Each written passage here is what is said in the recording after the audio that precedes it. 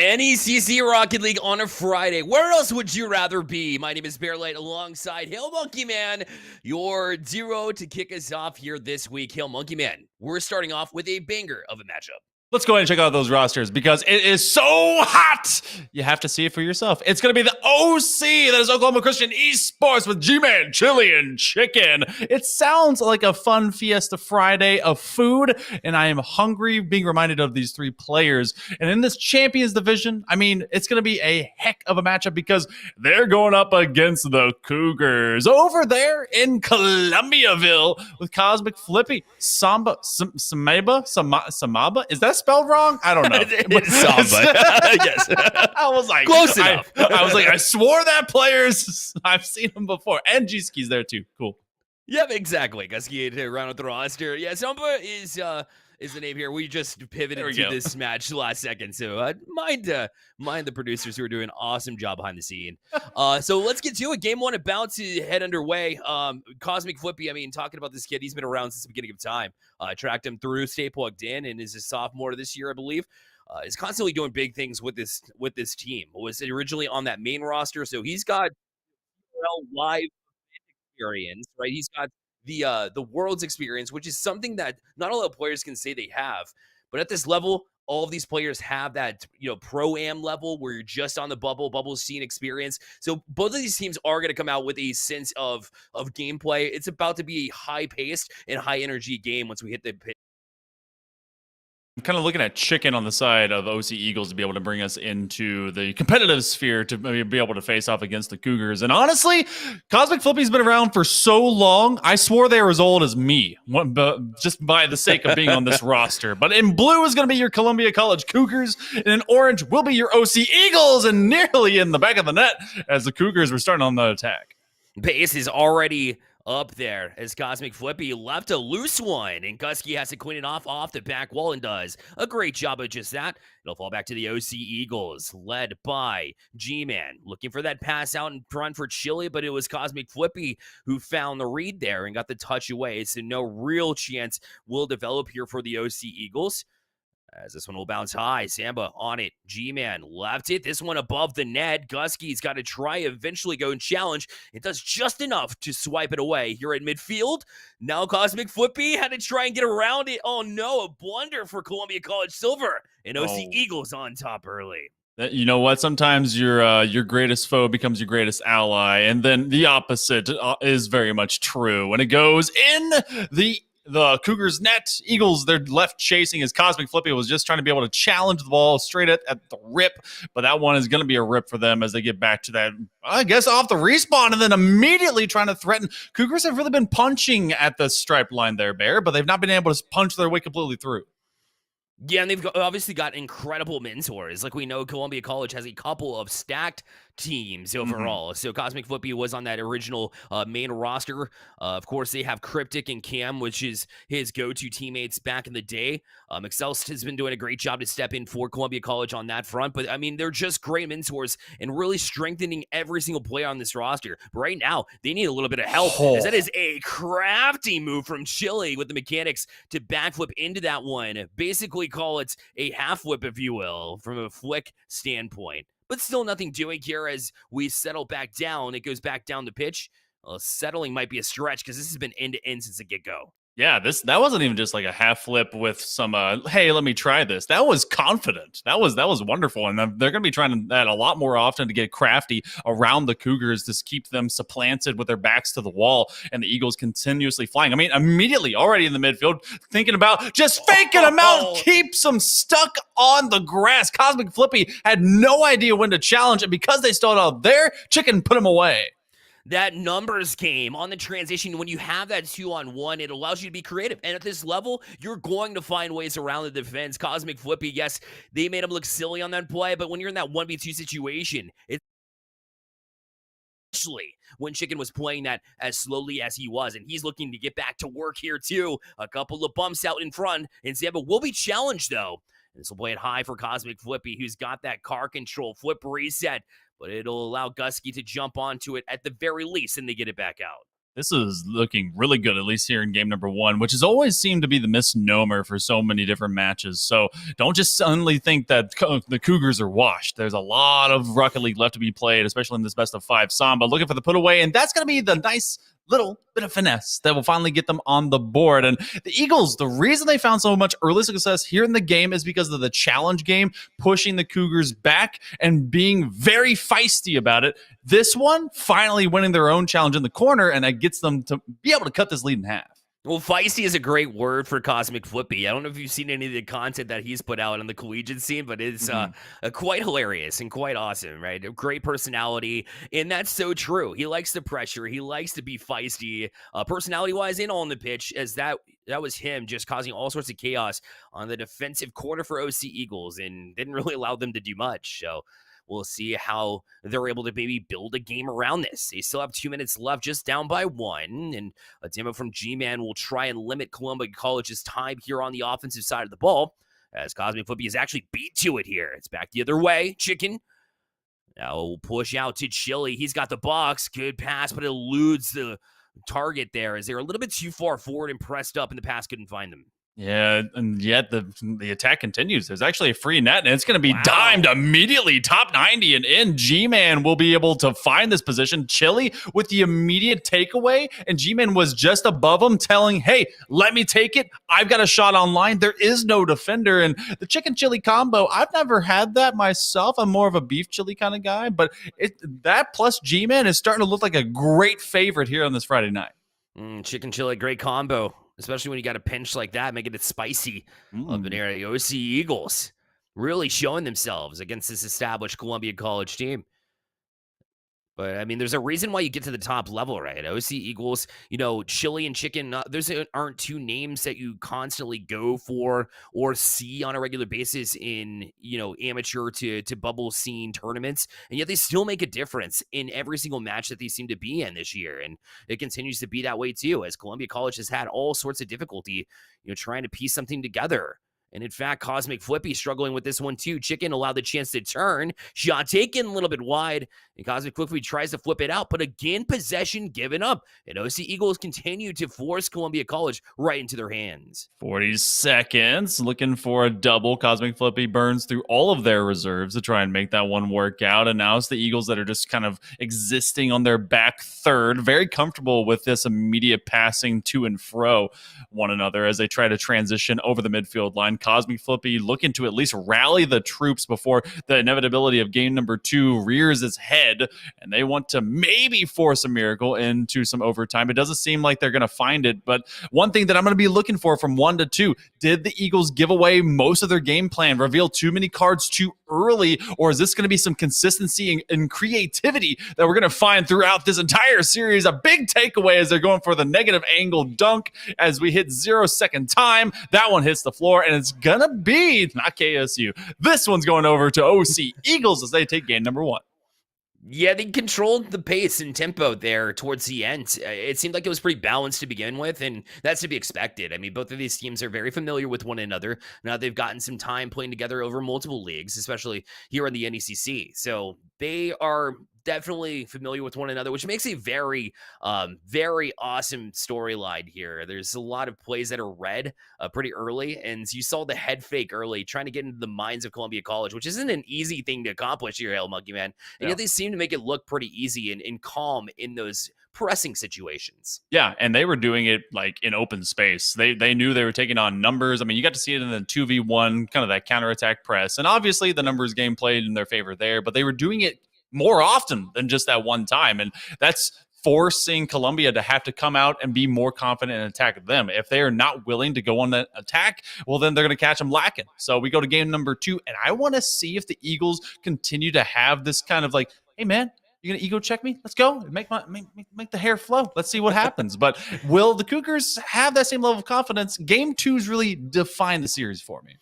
Yeah, absolutely. Especially for the Cougars, where we know that they can play with speed. It's very evident. Yeah. And to leave up that many chances in wide open spaces isn't typically, the way that they like to play. And right now, they were limited in their opportunities to try and challenge, using a little bit of that speed and positioning, not being afraid to cut into rotation to get a challenge. Sometimes it's necessary against these teams that like to work in space, just so you can cut off that in time and perhaps move and work something offensively, because it just wasn't there in game one. In fact, coming right back at you, Gusky's able to make a good save, and this will be up for Samba, who's Oh. currently rocking the Scarab with an incredible shark fin there. You gotta love some of the troll cars sometimes. That's a land shark if I've ever seen one, but not quite the Ole Miss style. I just want to I want to post this up as well.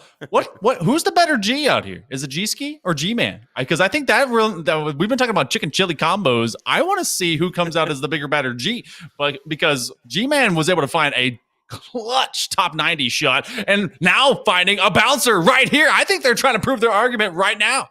Yeah, exactly. They heard you, obviously. Came in the stream and said, we need to prove this once and for all. And put the Gus bus to shame here. Gusky's been a little bit silent. So we'll need to answer back. We said Columbia College, we're going to really judge this game, too, on whether or not they can really establish anything here. It'll be tough to reverse sweep against a team that's been there, done that. And right now, they don't do themselves many favors with dropping early, especially another ball that looked relatively free on the shot on the way in. This is a good opportunity to bounce back, but again, just read nicely on that play by Chicken, or G-Man rather, as Gusky gonna get the demo on him, has had enough, a little bit frustrated, and Gusky with that pre-flip will get a couple of touches here to elude the defense, and Samba's gonna settle it down for the rest of his team to follow suit. Samba is living ball life right now, trying to just find a separate identity. If there's two balls on the field, maybe it will create a decoy for the Eagles to get confused with. But that's a massive clear. And Cosmic Flippy and the gang will be waiting on it, as that's going to be a nice save. But no, off of the demo that actually delay them just enough to have Chicken get a free corner shot off of this one. If not for this demo, Gusky would actually been in position. Yeah, and you take yourself out of the play there. OC Eagles, they have been opportunists the entire time, and Columbia College has given them, bit by bit, and every single little mishap that happens, OC Eagles is all over it. And because of that, it's now, a little bit out of hand. Columbia College hasn't shown much in the goal department in game one, and it continues here, trying to make it a different story here. Cosmic Flippy presses the box, and he still can't jam one in, as they just seem to not be able to do anything at all in order to get it going. Ooh. Even that passing play got a shot off, but again, it's bounced high. Cosmic Flippy to the ceiling, tries to challenge the bounce. It's out, and Samba finally able to break through because OC Eagles were pushed out of position, but at least they'll cut the lead in half for now. Oh, that's unfortunate for Chile. They actually had come from their back wall and they had a free look at it. And that's why some of the what a saves are coming into the chat as well. And they're responding in kind. But this is feeling like deja vu, Bear. It was Eagles, they were able to grab 2 in the beginning of game number 1. You had a soft response of that, of an extra goal. But we've not seen consistency. And I mean, Samba trying to live the meme. But right now, it's about looking for some of that to be developed by the Cougars, and they've really established no control or hold on this series, at least to this point. And who knows, maybe they're trying to bait them for content. Look at that wonderful passing play, to and fro and across the stripes. But it's going to be Gusty that ultimately can't get it inside of the post. And Eagles on top of each other playing some bumper cars, be able to make this counterattack happen, but it will go neutral and it will go away. Gusky right back on it too, but just so many times we see them toss away possession. But we saw the first sneak peek of Columbia College. We know that they like to pass, but so do the OC Eagles. Chile able to make them pay here, and just as quickly as they were able to cut the lead in half, OC Eagles back on top by 2. We are reliving game number 1. Eagles get it the first couple. They establish a hard-pressing offensive that just really the Cougars are not ready for. They surrender 1, and they immediately get right back to work. This is looking so clinical right now by OC. They are taking Columbia College to class and maybe some remedial courses before the winter intersession does come up, and immediately challenges. Chicken was pressing in from the near side corner. And that one will move in as well as G-Man. Oh, looking for the pre-flip redirect because reasons? What the world are the Eagles doing? They're just trying everything out because the book is wide open. They're trying every play. Yeah, when you're already establishing yourself as a true leader in this one, and there hasn't been many threats the other way, it allows you to get creative, right? We mentioned it a little bit earlier. In this case, they're trying to get back to work in the very fancy fashion. But look at that read. Is G-Man able to cut off Gusky? Oh Thought boy. he had an open lane, but it was taken away. Look out the other way. Chicken foot reset. A little bit of help from G-Man. Back down the shot, but they can't convert.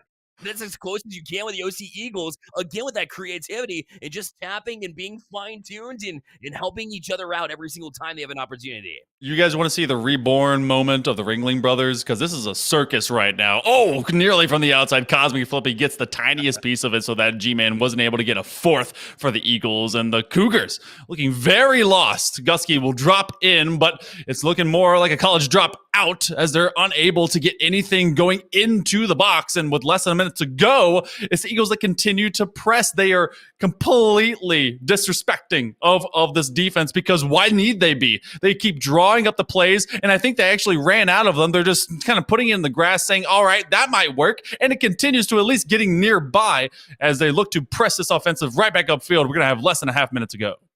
Yeah, now there's an opportunity there. OC Eagles were off that play completely, and yet it didn't seem like there was a connection there available for Columbia College. They were there, they were in position, but the shot just wasn't on target, and that just shows you that if you can execute in those finite moments where the other team is slacking, then you can definitely do big things here at this level. But it just has not been there for Columbia College. And in these moments, you got to look for your leaders. You got to look for the ones that have been there, done that. If anybody can get them smarted up, it's Cosmic Flippy. So we need to see more out of him for sure. And that was an opportunity, but it still goes a little bit wide. And so nothing seems to be working for Columbia College, but credit the OC Eagles as Oklahoma Christian gets that 2-game lead. Yeah, it's Cougars that are being unable to get past they're looking at this field, this pitch, and going, what? Just what is he doing? Why is he there? Those kinds of questions that you would ask in a ranked game are being just spouted out in oodles and oodles by the Cougars at this moment. And it's the passing plays that are honestly just je ne sais quoi on lock for all of these players right now for OC Eagles. They are looking very, very finesse, and the mechanics are just out to play. At this point, it's going to take a really heavy effort for them, Bear, to be able to make this reverse sweep happen. And I got to wonder if they're all kind of pressed to make it happen, because at this point, Cougars, they look almost lackadaisical, and they look confused as what they need to do to get upfield. Yeah, and they look their best when they do find each other in passing. We saw a couple of examples of just that. They weren't able to score on it, unfortunately, but they look great, right, doing it. And the more you do it, the more that you challenge the defense. When you challenge the defense, that's when they start second guessing. That's when they start making, those little mistakes that you can start to expose. And you started to see the crackdown a little bit in OC for Oklahoma Christian, but they weren't able to do much with it, right? You have to have that third man ready to go, reacting, second man as well. Both of these players need to be ready for whichever way this defense likes to play out and be able to have that midfield presence that's been missing completely, honestly, from both sides, right? Yeah. We've seen end-to-end play. There hasn't been a whole lot of midfield pressure, and if Columbia College can be the first one to really establish that midfield play, they'll give themselves a decent shot. But other than that, they haven't shown me enough signs to believe that it's real. I like that OC, they continue to change up the pace of play of how they want to go about it. They take some of that speed off the ball, and then they just kind of play for trickeration. Why not? And it's a wide open net to the left side of it before the defender starts coming back in from the opposite side post. That's just chicken. I think that Cosmic Flippy had to actually dodge a bump play by one of the Eagles' teammates, so they had to take a longer, wider route before they went back to the defensive box. So in the first 20 seconds, Eagles already established a third lead of the series. And that's something that you can do whenever you trust your teammates to get out and play physical and your communication is on point. Otherwise, you don't slow play that. You actually rush it because you think that somebody's there. But their defense on point again. The shot off the mark. Samba followed up by Gusky. But again, the defense comes large and through here for Oklahoma Christian.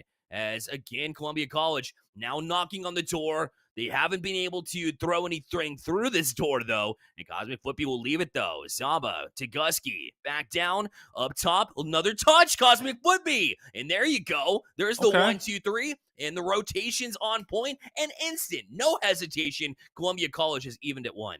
It was at first a bit of confusion. Cosmic Flippy went for a control play to elevate the ball, and they didn't go for a direct shot because they wanted to get both of their teammates corralled back to the outsides of the defensive half for the Eagles.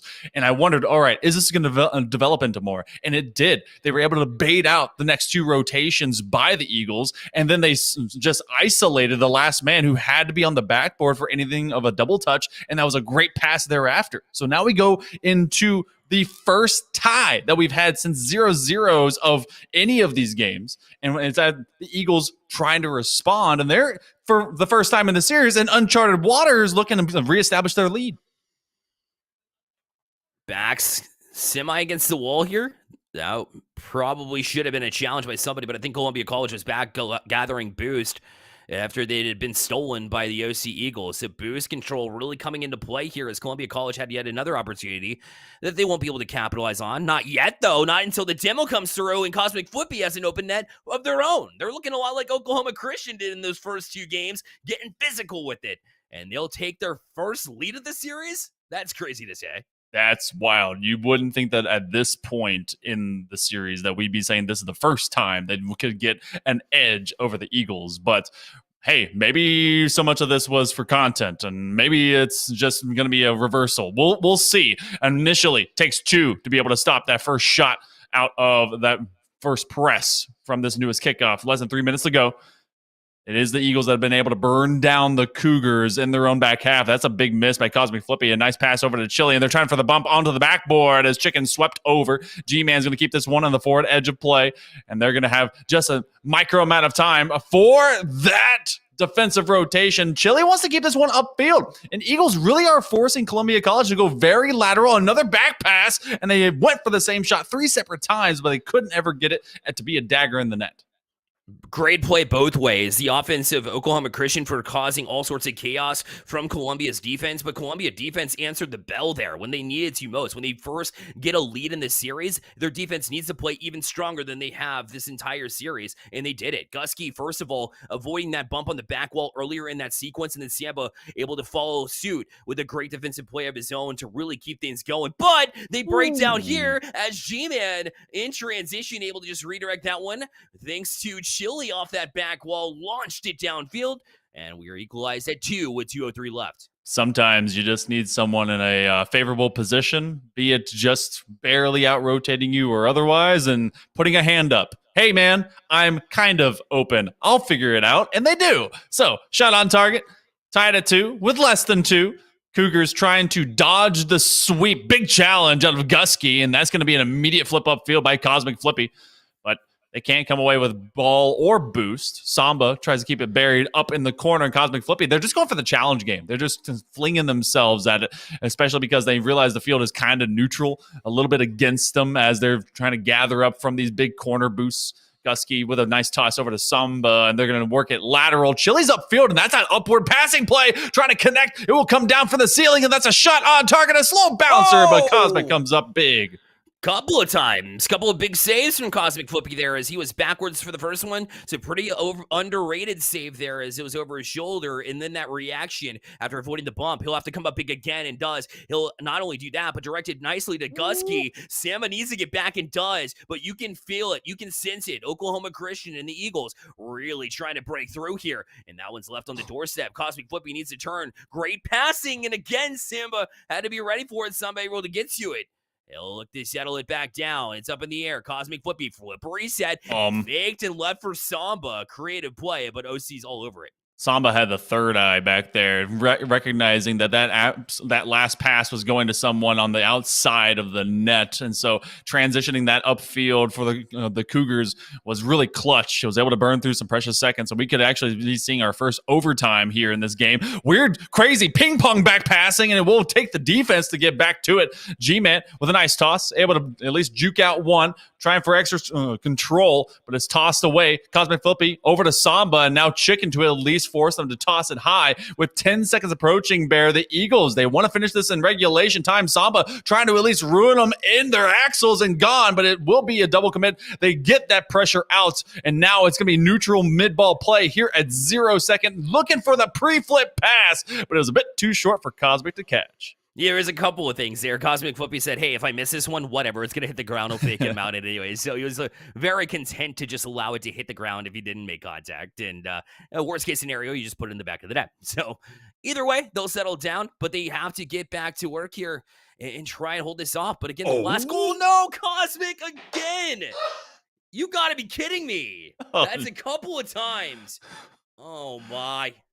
Good friend had to stay plugged in. I've been talking multiple times about how I'm eager to cast his games, and this is how he does me. Unfortunate there twice. He is unfortunately on the wrong end of those touches into the back of the net, and that one was a bit questionable. I know they wanted those back passes throughout the entirety of the match, but in that case, that probably wasn't the right time to do it.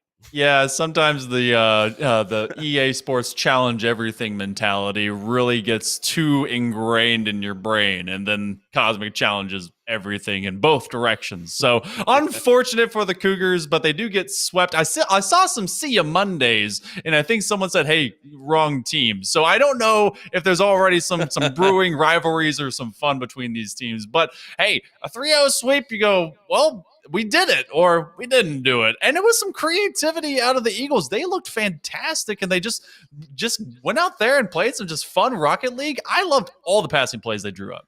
Yeah, it was very interesting to see them transition from a solo play effort there too, because it's kicked off with like Chicken making these solo plays, but then when Chili got involved in really all three of their man, including the G-Man, were really involved throughout the entirety of this one. It was so fun to see them go back and forth, tic-tac-toe around this Columbia defense, and really it all came down to boost control, Hail Monkey Man. Every single time that Columbia College finally found their way, in a sense, at least they gave you a brief look at it, and then suddenly they were out of boost, just scrambling back. So, I mean, credit in the world for these Oklahoma Christian Eagles for what they were able to accomplish against a relatively strong team. Probably most teams would, or most experts would consider them probably top 15, even top 20 in all of Collegiate Rocket League.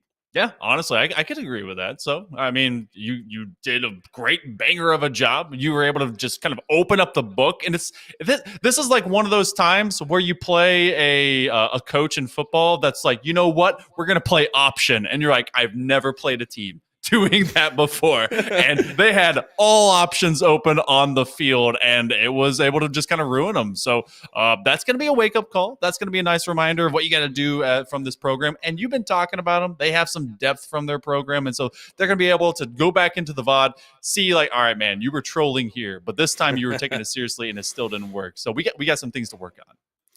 No doubt about it. Well, we have more Rocket League on the way. Obviously, we just kicked things off. The second match coming at you. It's another Oklahoma team. Oklahoma Academy this time, facing off with WSC Wildcats. So you don't want to miss that one. Stay right here on this channel, and we'll be back in just a couple minutes.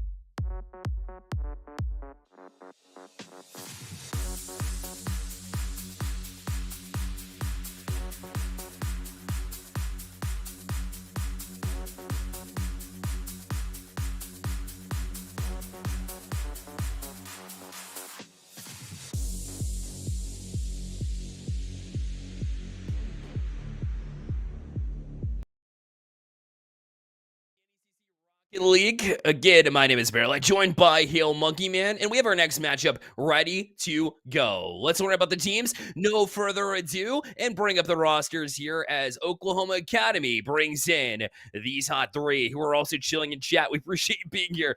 Maver, Piranha, and Guga gonna hit the lineup here tonight. And on the other side of this Boomer Sooner Fest, it's gonna be the WSC Wildcats with Rage, Fluke, and Amatsugachi, all from Wayne State College. And I think a fun one that comes into this one, Bear, is the level of, I guess, kind of seniority. You have a couple of juniors that are on this squad, and they've actively played all their matches. I think one big thing that we got to figure out, there's only been a single match being played by this Oklahoma Academy squad. It went to Game 5, and they lost to Oklahoma City, which, by the way, how could you do that? Come on, Sooners. Come do this. And then it's otherwise 3 forfeit wins. So both these teams are 3-1, but one of them has actually been playing all their games. So I needed to know what kind of matchup this is going to be. And we really just have to really dissect it as we go into game number 1. Exactly right. I mean, what I can say is that it's going to be a difficult one for Oklahoma Academy, because you look at the results here for WSC and the Wildcats. 3-1 over OC Bravo, 3-1 over Concordia St. Paul, 3-0 over MBU Spartans, but they did drop the last one against a well-known team in Ottawa Braves, right? So that's a very strong team that they dropped to, but they are also coming off that loss. So it'll be interesting to see if they can bounce back from it, or whether or not Oklahoma Academy can have the skills to pay the bills. Right off the bat, that's a shot taken, a little bit wide though, as Luke will have to try and chase it up in the air. Another tap down, but a save. Multiple members of the defense here from Oklahoma Academy able to make that one. Aver going to rename themselves to Saver as they're able to get that one right at the goal line as the floor put a bit of a bump by Academy players. The good touch, a bit of a love touch to get them moving in the right direction, but that's going to turn into a counterplay. Oh. Soft touch looked to be found, but no. The Wildcats are roaring all over that back line. They continue to look for a score. Another one. This will sneak through, though, as Fluke catches them by surprise, and it was just a nonstop onslaught. Yeah, not a fluky goal at all, pun intended, as that shot taken. Guga did everything they could there, too. Even that last-ditch effort to try and jump up and get that last save was impressive, but just not enough to keep them out. Credit Oklahoma Academy for attempting to try and really keep themselves in the game defensively when all pressure was coming through. And a quick answer as well as Piranha able to answer back and equalize within 10 seconds. Yeah, you could tell that these players were really waiting in the lobby, very much antsy to try and get things started, and so it looks like they're already up to competitive pace right now. And you and I, we have a fun little kind of like a half rivalry thing going. I used to go to Oklahoma, and you love the Wildcats. Maybe not the exact same Wildcats that are on the screen, but I want to see some viciousness between both these squads. I want to see some of that extra rivalry, like passion, start being personified on the pitch. I'm willing to be a Wildcat supporter, even for Wayne State College. I'm learning to love them. They have that early pressure. I like teams that are aggressive, and they've shown just that. So definitely I have my heart in it for the Wildcats here as they take their next shot. But Guga able to do enough defensively yet again. We've seen him make multiple plays defensively, and that ball basically glued to his car as he's able to push it out past midfield. Midfield presence of the Wildcats able to step up there, force a touch out to the corner here for Oklahoma Academy. The Wildcats right back on it, using the back wall. Waterfall's down. Tough angle to try and get to, and Maver was able to read it all the way. Maver, the saver, right back at it. See, this is starting to be a little bit more of what the Sooners do not want to continue doing, because Rage is going to have an open bounce shot. And to describe this further, you had Wildcats, they bore down upon them from the perimeter, and that was getting double commits to come out from their back line. You saw it just on the last touch before Rage was able to dunk it through, and that is what really extended the offensive presence for Wayne State. So the Wildcats are able to reestablish that lead, but maybe a counterplay straight from the rip, and it's deja vu like crazy. Yeah, quick answer again. The Wildcats, after going up 1, Oklahoma Academy had a quick answer, which is somewhat surprising as they've only played one of their matches here this season. But it seems like they're willing to go toe-to-toe with any of these teams in this division. They've looked really strong as far as answering back. For the Wildcats, if they can establish a lead for more than 5 to 10 seconds, they do look to be the better of the two teams. That's until Oklahoma Academy comes knocking with those answers. Always seem to have one. And now they're going to try to take the lead. But Wildcats all over that one, sends it the length of the pitch. Just enough from Google. But now the follow-up again. Deja vu again. As Google couldn't quite do enough, and Wildcats right back on top. I mean, they did like 9/10 of the work, and then they had to drop down, and timing was not on their side as it came right back onto the hood of their car. Will we see a lead be held for more than a kickoff rotation? I'm just going to watch. Hold on. Maybe. Yep. Oh. I'm in. Okay, cool. All right, we're good. But, oh, goodness. Oklahoma Academy, not good. Not good. The Wildcats just able to jump it and tap that one back. Fluke just jumped in, and Piranha saw the double commit out in front from his teammates. He just had to dive at it at that point. So once you miss that initial save, it just lingers there in the box, and easy cleanup, if you will, for WSC.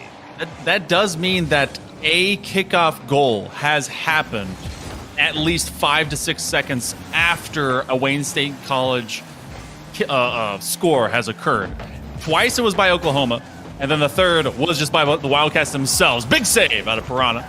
Trying to swim to safer waters, but nothing is safe out here in the front yard as Wildcats continue to prowl. Less than 2 minutes to go, and the Sooners are under an immense amount of pressure. I like that bounce, but ends up not being a pass because Guga retreated. That's going to be Piranha that is done and dusted. Now Guga left on an island, but gets the save.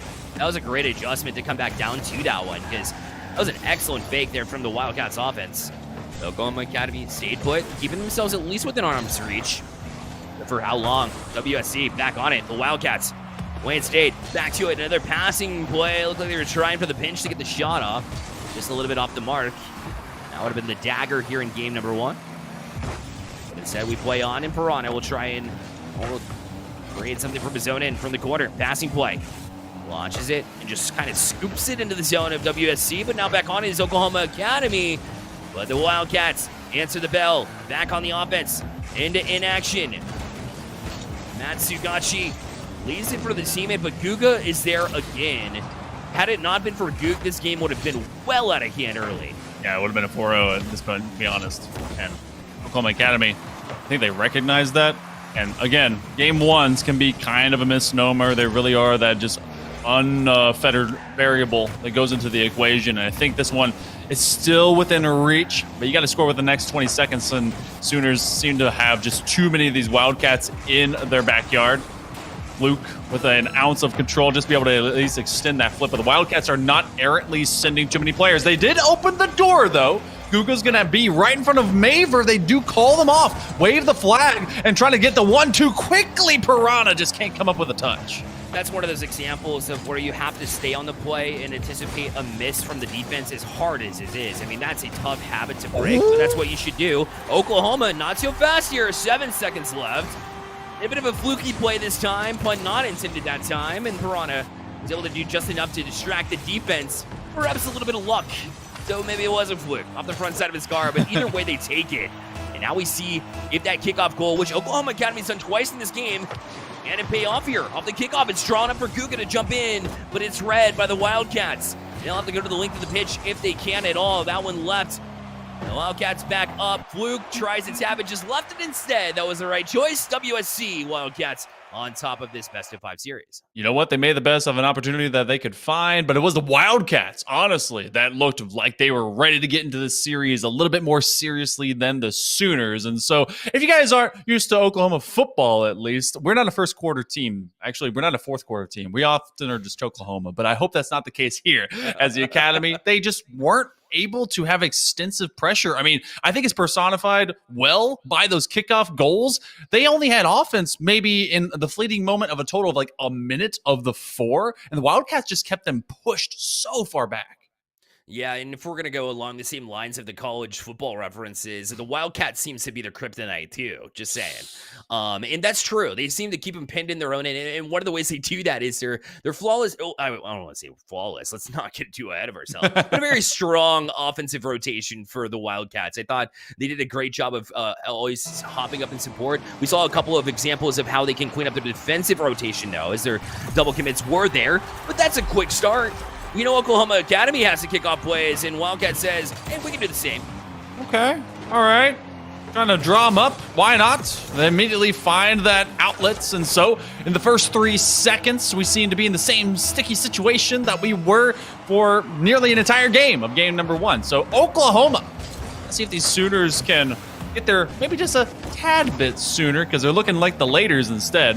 That one will be a nice big challenge, and they're looking to at least establish a longer offensive. We haven't seen them hold territory from the Wildcat backline onward, and that's something that really could be able to give them at least time to think, because Wildcats are always on top. Cougars finally finding some help too from Piranha defensively. It seemed like he had to be a one-man show earlier. That doesn't seem to be the case anymore. They seem to have a little bit more support.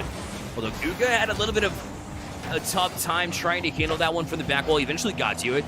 That doesn't mean that the pressure's over yet. In fact, Wayne State College going to be demoed off it. That's the only reason they're able to get to the center, but a great and well-timed demo there from Oklahoma Academy. They'll get the monkey off their back, but only for a little while. Rage right back on it. Serves as a fake as he missed that one, but now, Maver did a great job to put it down the field. Guga just a little bit shy of getting that down the field pass to go towards the net. Trying to get the tiniest bit creative, and like you said before, it's about looking for opportunities and looking for the tiniest mistake that is being developed out of the defense. Big flip reset, looking for at least an air dribble bump out of it, but Piranha makes the better read. Now Oklahoma goes back to defense and seeing where they can navigate around this Wildcat offensive, and Guga, always in the right position, is able to get a massive clear, wins it off of that 45, and so the first 100 seconds have only rendered 1 goal. The bouncer will threaten, a double will exist, and actually Piranha in an opportunistic position, but is taken away. Piranha is he's so well named because he's been pestering, right? He's been really sinking the teeth into this Oklahoma Academy team, and it continues to just like really work them back and forth and be a nuisance here on the offensive side. Speaking of which, Rage is going to do the same. Matsugachi couldn't quite do much to keep that pressure forward, so he's electing to go for a back pass, but gave up possession in the process. Mav is going to play it off that corner. Piranha moving forward himself. Oklahoma Academy trying to leave it here. That's a tap up in the air. Dangerous. The Wildcats defense right back on it as well. Rage following. Extra touch. It's going to elude Piranha back. And the Wildcats will take a 2-0 lead in this one. You got to think Piranha really couldn't read how far ahead or behind the ball Rage was, and that was just a great adjustment to make up for open space, to be able to utilize that flip, cut down on it, and recognizing that Piranha was not in a great challenge position and take that shot. It was a fastball straight over the noodle. So Wildcats will find 2 and a third. Wow. Oh, Sooners, they're going to have to make it a better second half. Fluke off the ceiling, and look at that adjustment, perfectly placed pass. Fluke with an excellent play there. So that's been a couple of times I've called Rage's name in his demo attempts, in his bumps, but Fluke has really stepped up as of late. That pass was pristine, and yeah, a tough one to handle for Oklahoma Academy. But it doesn't start here. It's not like their pain just started, right? The pain points have been here since the beginning of this game, or match, since it really began. They'll need to find their way around it. Easier said than done when Fluke is making passes like that. Anna sees Maver across the pitch, but there's absolutely zero power left on it. So going right back to shop and to work are Wayne State College, and that's going to be a tap in for Matsugachi. And with less than 2 minutes to go, they're up 4. This is about the same position as they were a game ago, and they've been unstoppable, and Oklahoma has been fairly stopped.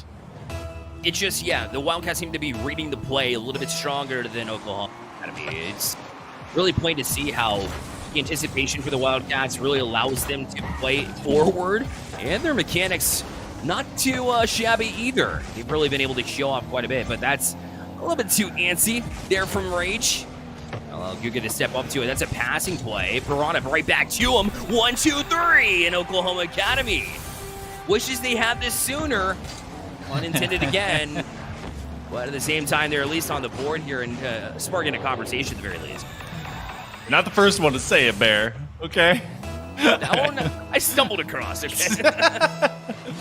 But as we do get later into the game, the Sooners are looking to at least find some of these reads. It's you can call it garbage time if you want, with the less than 90 seconds remaining. Wayne State College just needs to keep the field in front of them. Some of these are developing as they begin to link up with one another. That one seemingly a 2v1 as Guga has to just take that neutral 50 space in the midst of it, and they do find it enough for this one to not render another goal to the Wildcats. But otherwise, Oklahoma has had a fledgling offense that's been unable to break many bricks behind Wayne State College. And when they do, they send multiples and they just lose in the air. Amatsugachi has also been responsible. You see another big demo. Rage is just looking too strong.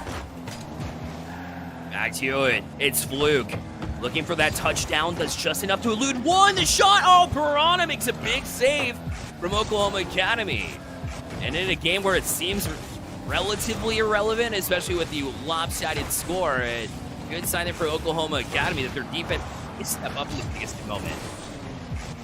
But Guga looking for an outlet pass. They need to score basically right now to have an opportunity, but that's going to fall right into the Wildcats, and not exactly what you want to see for the Oklahoma Academy, as Guga makes yet another stellar save. The Oklahoma Academy, if they can really put their offense and play at the level that their defense is playing, I mean, that would be a whole different team. But the Wildcats just have their number right now. If there's anything I've ever heard from players that they see a great defense, like, oh man, you are so good at not going upfield, which is unfortunate because they can get a lot of great stops and you can be able to find some of these better reads, but that is no less the identity that we see right now out of the Sooners. From the defensive line, they look fairly good. That 5-0 up there, though, that's WSC, Wayne State. There is at least a blemish, a 1 to make it imperfect, but the Wildcats are set to try and work their way into perfection with a possible sweep on the way. Game number 2 goes to them in dominant fashion. Yeah, well, the solution for Oklahoma Academy then would be someone buy this team an operator, right? From the Valorant sense. See, they gotta shoot from their own end, right? They gotta have some range on these shots, catch the Wildcats sleeping. But the problem is they haven't been snoozing very much, right? Hibernation seems to be over for these Wildcats. Do they hibernate? Well, probably. I don't know. I don't think that's the thing. Yeah. Maybe. Let's say they do. Either way, they've woken up and they've been a very strong team. So you ask, coming in, is this team for real?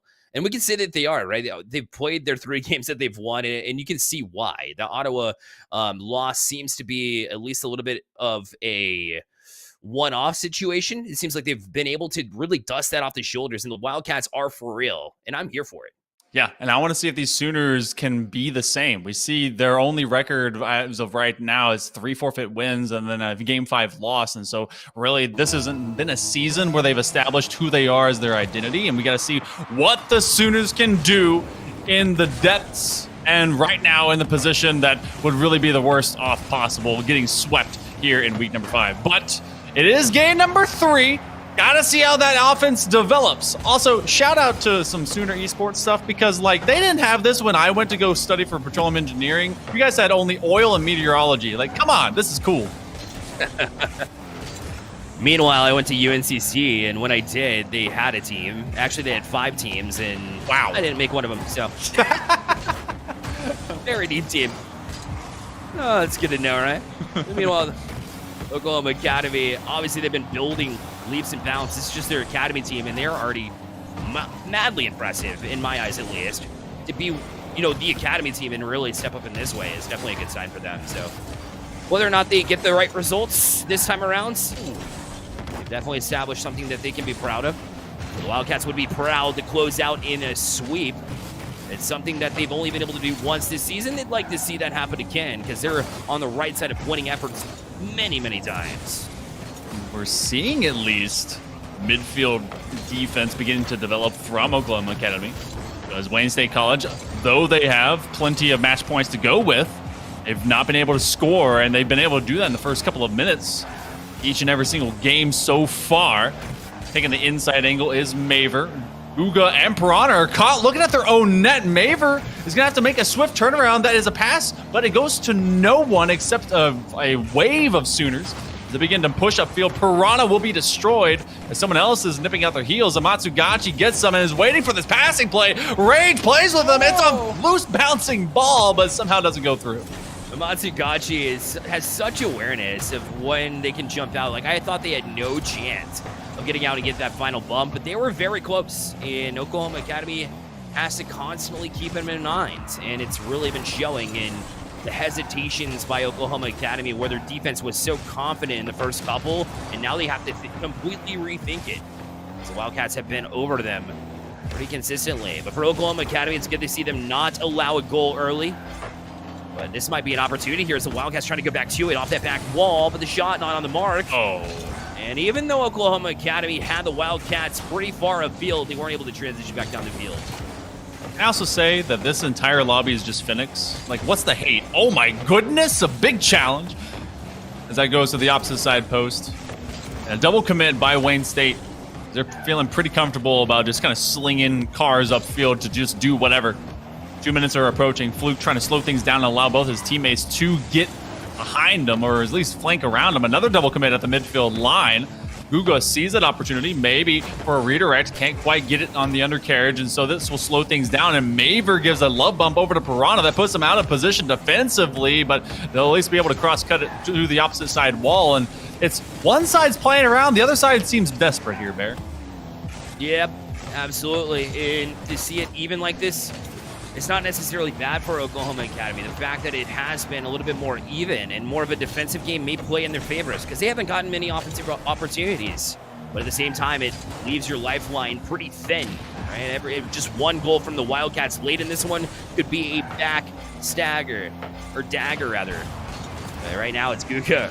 To it, will sidestep Rage. They do the same thing to Fluke, but they're right back on it. Will float one high. Piranha needs a touch. It does just that. Get it to the corner and get a demo as well, but Nav a little bit far off at the demo as well. Fluke out in front, 1-0 for the Wildcats. Oh, and that was the goal that we were talking about. That's really going to make Oklahoma Academy sweat. You go for the demo to the corner. Guga left on an island. The bounce comes far too hard inside, and then you get counter-demoed by the Wildcats. And 1-0 seems like a mile high for Oklahoma to be able to climb, and Oklahoma as a state is pretty darn flat. That's why tornadoes destroy it every other year. With a minute to go, Wildcats just need to maintain a lot of this pressure, and Sooners need to get it together. Yeah, they don't have much going for them right now. The only thing they really have is a pinch and a prayer, but Fluke is right back to it on this side wall. Boy, Breeze said they didn't get much on that touch from it. They still have possession. Look at them still knocking on the door. Guga demoed off it as well. Maver. Either way, he's pushing forward. And now looking to try and find any kind of established offensive presence. It's not there. The Wildcats continuously putting them on their backs. This one off the back wall too will challenge them awkward spot, but a big clear here from Oklahoma Academy with 17 seconds left. We got to be able to make something of this next one. Guga puts it to the midfield. Piranha just going to be carrying it across. Maver is going to connect with their own teammate. Less than 10 seconds to go. That one falls into the grass. They have the third man coming up. That's a direct line pass. Guga off ball, off pace play, trying to keep it up, but they will be challenged by Matsugachi, and that's going to fall right back to the floor. And the Wildcats will take down the Sooners. This is the last time you heard that happen. A few weeks ago. 1-0, 3-0, and they'll take the sweep. Well, it's a party in Wayne, Nebraska, as all of the Wayne State College individuals will hear in the chat will be partying it up and saying, let's go Wildcats. And they are for real. We did find out the Wildcats are here to play. They've been so strong here. That will push their win total up to 12-4 in the NECC as far as games played go. That's a great differential to carry in late, especially at this level of play in the NECC. That's they're making a statement for the playoffs. Not only that, but maybe a high seed going in. Oh yeah, this is and this is in the Champions League too. So they're showcasing all the mechs are really kind of putting it together. And the Sooners, they had defensive moments, but really they weren't ever able to get the pressure leaned against the Wildcats. Wildcats looked like they were prowling all over the pitch and really kind of just undeterred and unnerved by anything that was going on. So congrats to Wayne State. Really great program on them and really good players in front of us. And Bear, we got to have a couple of really good series to be able to start this broadcast.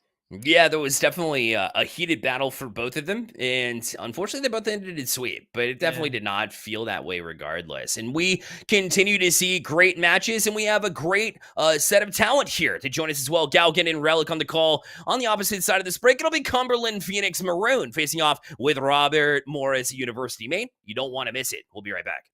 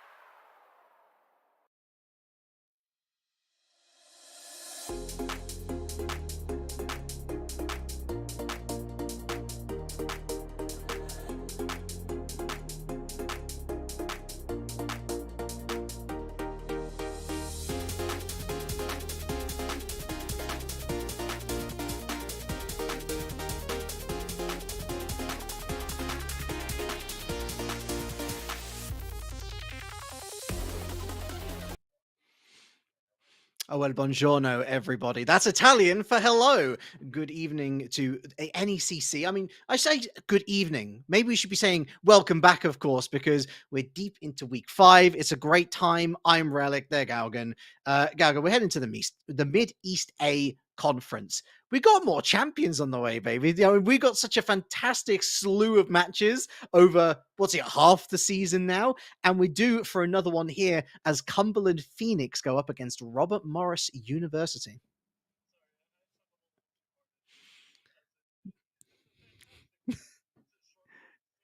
Yeah.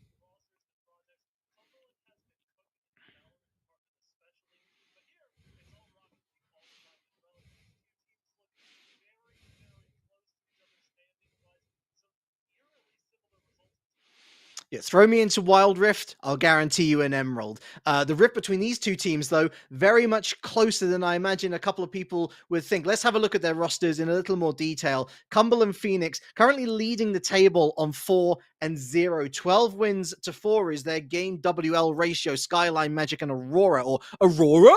Or Aurora. I don't know how you'd intuit that necessarily, but their form speaks for itself. They do have a 3-0, but that was a forfeit up against Vesper. And as you rightly pointed out, Galgan, we've passed Halloween, but eerie, spooky, the identicality of the results between these two teams, because their opponents got a forfeit against Vesper as well. Absolutely, and it goes deeper than that, but as we head over to Robert Morris University and see who they'll be facing on the opposite side, obviously, we'll wait to see exactly who that roster is. We're keeping it an eerie mystery, keeping with the vibes here. Rad moves, Tempo Nova, and Rad moves again, duplicating themselves. The spooks never stop, and Robert Morris University, I mean, they've got a massive roster, so you can't fault anybody for thinking that any one of these 6 players can appear on the pitch at one time. Cumberland is the same kind of story, and again, it's Champions Division. It's players that we are kind of starting to see, maybe day 1, day 2 qualifiers for RLCS, some other bubble events, things like that. I know I recognize some like Skyline and Aurora from Cumberland, but Robert Morris University, again, I said it's a big name. It's not a school that you want to, put by the wayside and really underestimate. So many players that sometimes they want to deploy them twice. We'll figure out who is heading onto the field in due time. I must apologize, chat audience, on an etiquette front. Itching the nose, of course, in front of you all. But hey, nobody ever gets off sneezy here in Rocket League. It's always a hard grind to the finish line. And I think there's been no greater a case to really propose this sort of methodology, this way of thinking, by the results of Cumberland and Robert Morris themselves. They both have got fantastic records. I mean, goodness, they've not dropped a series to this.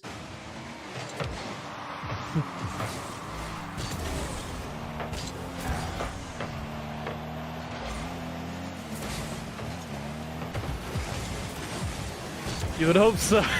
Well, yep, I'd leave it to me to say you would hope so when watch it be a sweep. But obviously both of these teams, undefeated when they haven't had to play. So it's a bit different of a test this time around, but we're well underway here in game number 1. The time for formalities has all but passed, and I have a feeling this first goal is coming rather quickly because the defenses aren't really too keen on staying in front of the net too long. And speak and you shall receive. Robert Morris University get us started, and it's Rep to score first. Remind me to tip you for your Mystic Meg sessions, Galgan. Lovely infield pass, simple put away in the face of the keeper. The entire net for aim for was harder to miss than to score. It's a great start. 35 seconds. Give yourself that. Oh dear, that momentum, if you ever had any, but Rep completely nullified there in the corner. And that does open up some decent space here for Cumberland to try and get that counter cooking here off the initial kickoff. It's another opportunity, similar, just other side of the field. But no real punch, no real follow-through just yet. You think Cumberland might be biding their time for the perfect opportunity to strike the Tempo Nova off the top corner. Going to make it just a bit harder. It's going to be a shot of confidence for Cumberland Phoenix to see the defense flapping around a little bit haphazardly for Robert Morris University. Deservedly so, by the way, to have a player called Skyline and then not playing in the Nissan Skyline. I mean that's criminal, I would say. Criminal game. It's just, it's style points docked. It's obviously the play of the only points that matter are the points on the scoreboard, but we all know, and we will all silently judge until Skyline makes that car change and completely carries the entire lobby, Robert Morris and all. But right now, all Robert Morris really need to be concerned about is breaking back out of the zone. They have one solid sequence early on, but Cumberland, for the most part, have regained possession quite nicely and found some good chances of their own. They're looking the stronger going forward, most certainly. And Magic taking the long way around here. Through the corner, up it goes. Here's Aurora. Backup support, but from the back forward comes Rep, and it's well taken into the midfield. The bump on Magic. Makes way for another press.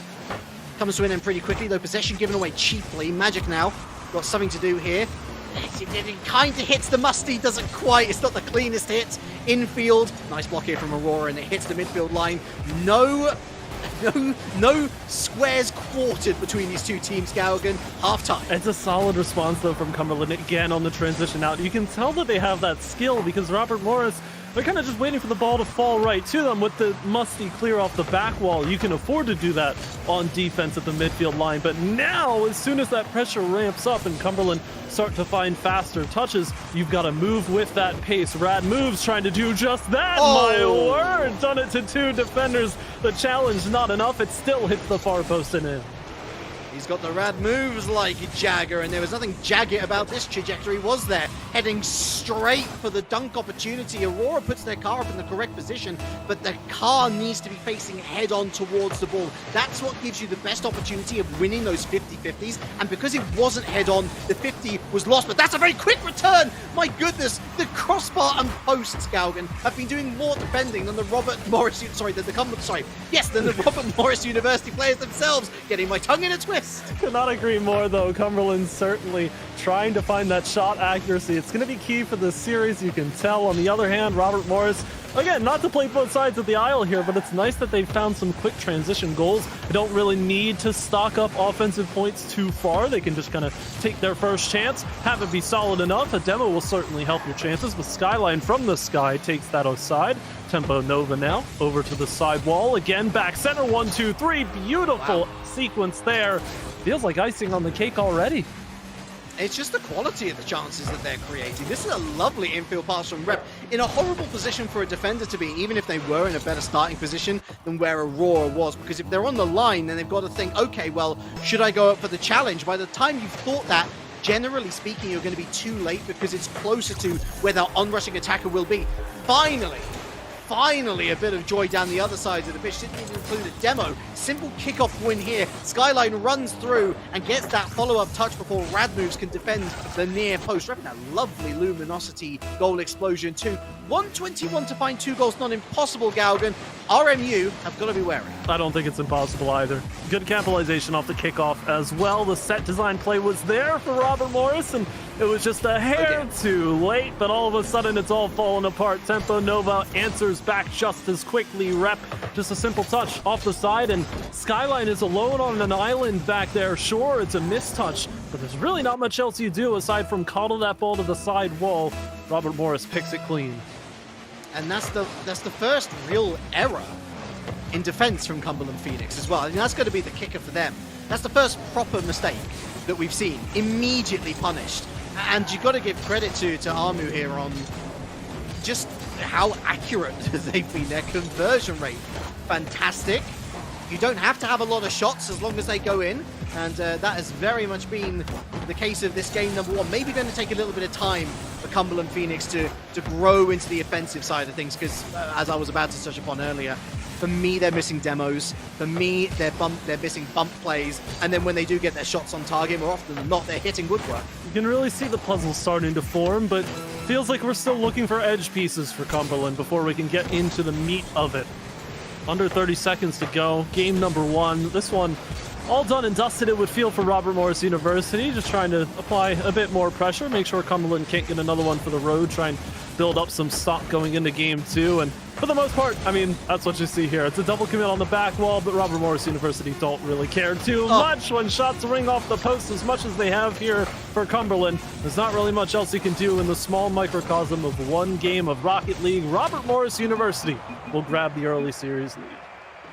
And nothing eccentric about the excellent execution from Robert Morris University. The stats board says it all, really. 6 shots on target, 4 goals converted. That's pretty good innings. 8 shots on target, only 1 goal converted from Cumberland Phoenix. Aurora not even getting a single shot. Not always a bad thing necessarily, of course, Galgan. Having an anchor player can help with solidifying those rotational roles. Not every team can compete with a complete rotation. Robert Morris can, though. And when they got their chances, they took them, sign it off on the sheet. That's my job here done. There you go. Us big brain analysts can keep it simple. Look at us go. Hit ball, score goal, win game. Robert Morris University knows how to do just that. But what will be the difference for Cumberland? I think some faster attacks, certainly. I mean, that's easier said than done. But the counterplay and the transition speed was certainly something for Robert Morris. Again, I said in the middle of game 1, if you can convert a solid chance on net early, either the defense isn't ready to block it, or you're going to get more than what you initially paid admittance for into the offensive zone. And that's what Robert Morris kept taking advantage of. Cumberland, even if they were set for the first shot, what came after that was what they weren't ready for, especially that passing sequence that RMU had, I believe, on their 3rd goal in game number 1. That quick 1, 2, 3, even when the defenders are as awkward as they are already, dispels disaster before you can even see it written down. Certainly. And I think that final attack from Phoenix really sums it all up, where Magic is pre-reading a much bigger hit off the lip than what actually ends up happening. And if he just stayed on the floor, easy tap him, right? So here's a good thing, right? Here's the good news for Cumberland Phoenix fans out there. We start again. Not in the series, but it's a clean slate. It's game 2. 0-0 on the scoreboard. You have a chance to get that go-ahead goal, to rubber stamp your authority on proceedings. But I think for me, the order of the day is pretty clear. Keep that clean sheet first and foremost. The opportunities will come to you naturally, unless we get that from Tempano, more like Bossa Nova, with that sort of aerial prowess, but nothing comes of it on this occasion. There's only so much that you can see in terms of making the comeback happen, even though it's only one game. But Robert Morris University, on the other hand, like, not only is it just quick transitions, but they feel solid mechanically right now. Everybody's going for air dribbles and fantastic shots. Rep has somewhat of a free lane here to shoot this through. A little bit of resistance from Aurora, late to the jump, then underneath the skyline, but gets caught looking up into the sky, and then all of a sudden it's in the back of the net already. They listened to you, Coach Galgan, and they decided to steal the advice away. They're like, oh, hold on. Let's hasten our movement. Let's get into the air. Let's speed things up, and let's catch them off guards. And it's worked to treat Aurora now. Hassled on the backboard. There's not going to be much love shared on that occasion, but downfield the love is most certainly shared between Rep and Co. They've hit the backboard, and they're keeping possession sweetly. Tempo loses out, and that's a good challenge from Aurora. That's going to be on target. Was it not for that final touch? All matters what Cumberland do here, and they've got a decent chance to keep this play cooking, but it's found the one gap they didn't want it to go, and Tempo Nova out of the corner, a second touch. Skyline makes a good block. This could connect as well to Aurora. Big double potential, but it rings off the waterfall zone and away out from danger for Robert Morris University. They come back on the counter. We're flying back and forth here, and Cumberland have certainly had their looks, but just as quickly, Robert Morris get their own. Oh, that's nice from Skyline. Crosses a dangerous area and escorted to safety for Robert Morris University. Double demo in the midfield. 2v2 briefly. Skyline wins the race over Rep. And now it's Magic. Gets the shot away. That's the right decision, but Tempo Nova was in the correct place. Gets that block. Aurora. And then Rad moves. Skyline meets it midway. Another demo on Tempo Nova this time. Oh, Magic completely misplays that. And that kind of brings the move to a stuttering halt. Robert Morris University clear. Difficult for Cumberland. Oh, they great got bump! one through. Skyline, you felt it coming a little bit there. A couple of the offensive sequences for Cumberland looked like they were waiting for a big mistake from Robert Morris, but you have to create it yourself. And that's what Aurora does. Give Skyline the lane. It's not much, but it's enough to score. I was certain that the move had come to an end. We see Skyline just a couple of moves back, not actually moving up as the third man and having the confidence to say, okay, I'm going to make this challenge and the pressure's going to continue here. We can encapsulate this entire movement in a siege formation. And you know what? That confidence, that ability to be able to move into positions which are limiting Robert Morris University on the counter, it's starting to play into their faces now. Cumberland Phoenix get a very quick second to take their first leads of the series. Can they now run away with it, or are they going to revert to old habits? You have to like what they've done, though. Both of their goals found off of sequences, taking advantage of one out of position, nice. And now it's just a field show. Magic putting on a showstopper of a goal here. Third for Cumberland on a quick run, and my goodness, completely undoing the defense. Never believe it's not so, Gallagher, because oh, whoa, it's Magic, baby. Cumberland Phoenix are indeed running away. However, save from Aurora, that's how quickly things could turn, folks. Could very quickly become 3-2, could very quickly become 3-3, and then all of a sudden you're heading to overtime, and Robert Morris University find themselves with a second game win. Case in point.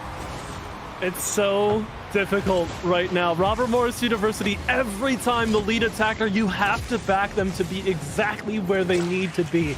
And Cumberland Phoenix have gotten their goals off of counters, trying to nullify that initial attacker and get a quick clear. But when you allow that unmitigated space for whoever's going to take point of Robert Morris University, you put yourself in some hot water very, very quickly. Nearly a response off the kickoff from Cumberland to try and get their 2-goal lead back. But it'll be closing time soon enough, and Robert Morris, they're starting to circle for this equalizer. They get the clear first. And there it is on transition somewhat. Aurora taking out Rep. Aurora taking out Rad moves. It's not quite Bonfire Night, not just yet. Actually, wait, yes it is. It's November. Wait, hold on. Remember the 5th of November. I forgot the song. It is one night away. Trust me. Once you get near 30, folks, that's when your brain starts to go. But all of the neurons firing for these kids. 60 seconds left, 1-goal game.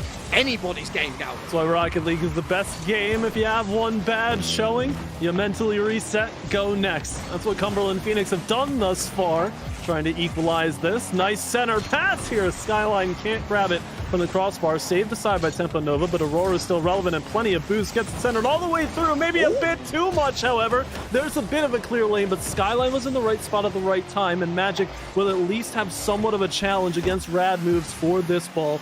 Keeps it in the zone, and Cumberland just trying to lock things down, give Robert Morris as little chance as possible to bring themselves back in. Skyline can't finish it up. Just need that one chance, Robert Morris University. And they got themselves overtime. Phoenix, one more and has put it to bed. Rep, that's a double commit from Cumberland Phoenix, all on Magic. Great clear, great distance from that ball away, but it's back into Orange possession. Lovely dispossess from Aurora, but is Rep. The pop-up infield, it's Aurora again. Skyline, said it before, Galgan, right place, right time.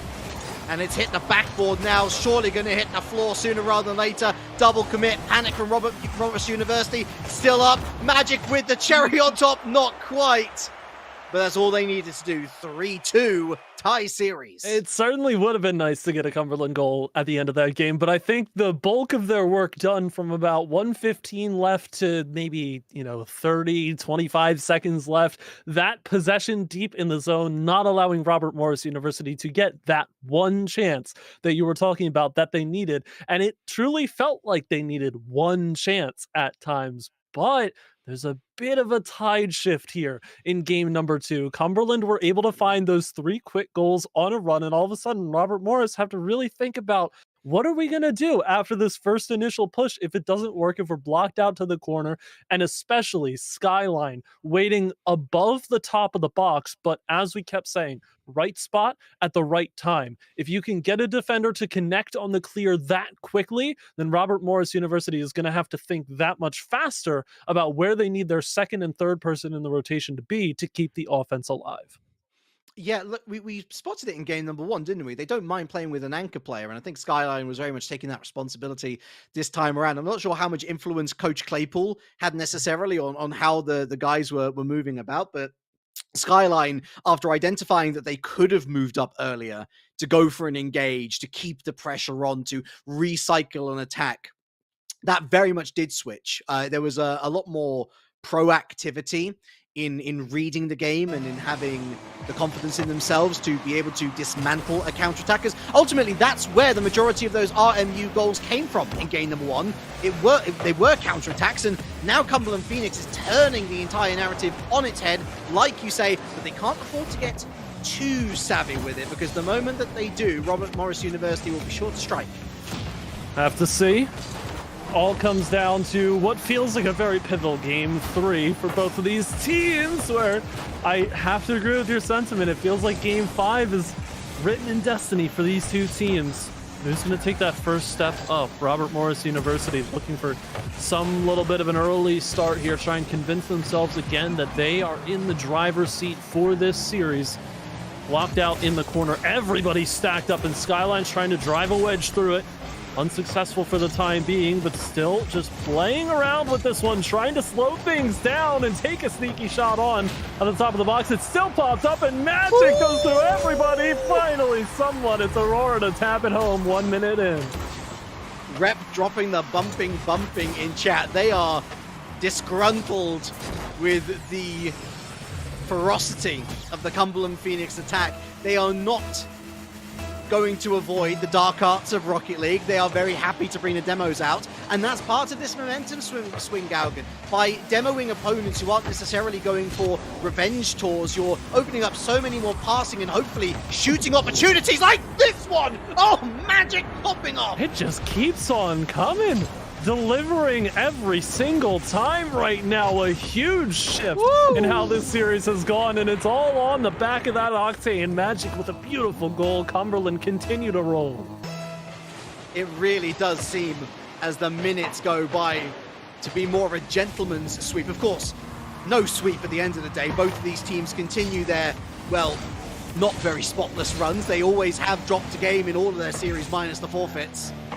So this was going to be a question of who has those bragging rights. There's a little bit of an off-kiltered schedule for both of these teams. Robert Morris University sitting on 3-0, Cumberland Phoenix on 4-0, of course, at the very top. That one series loss, Galgan. It can mean a difference between an excellent back half of the season and a back half of the season where you're starting to question yourselves. 3 minutes remaining. Plenty of questions left to be answered. We'll have to see. Slow play again. This series is really starting to grind out here. Both of these teams try and grab as much real estate as they can. Challenge there from Aurora. Kept this one up high. Cumberland certainly with solid possession. Again, just drawing everybody from RMU as far out of the play as they can. Here's the catch out through center. Follow through denied. Rep the only one again in front of this ball. Oftentimes RMU just leaving one back to try and defend. You can see how desperate they try to stretch and claw their way back into goal-scoring form. They need that bit of an offensive jolt right now to get them going, but they're not finding it when they need it most. Tempo Nova has plenty of time to this ball and passes it center, but nobody can really make much of it.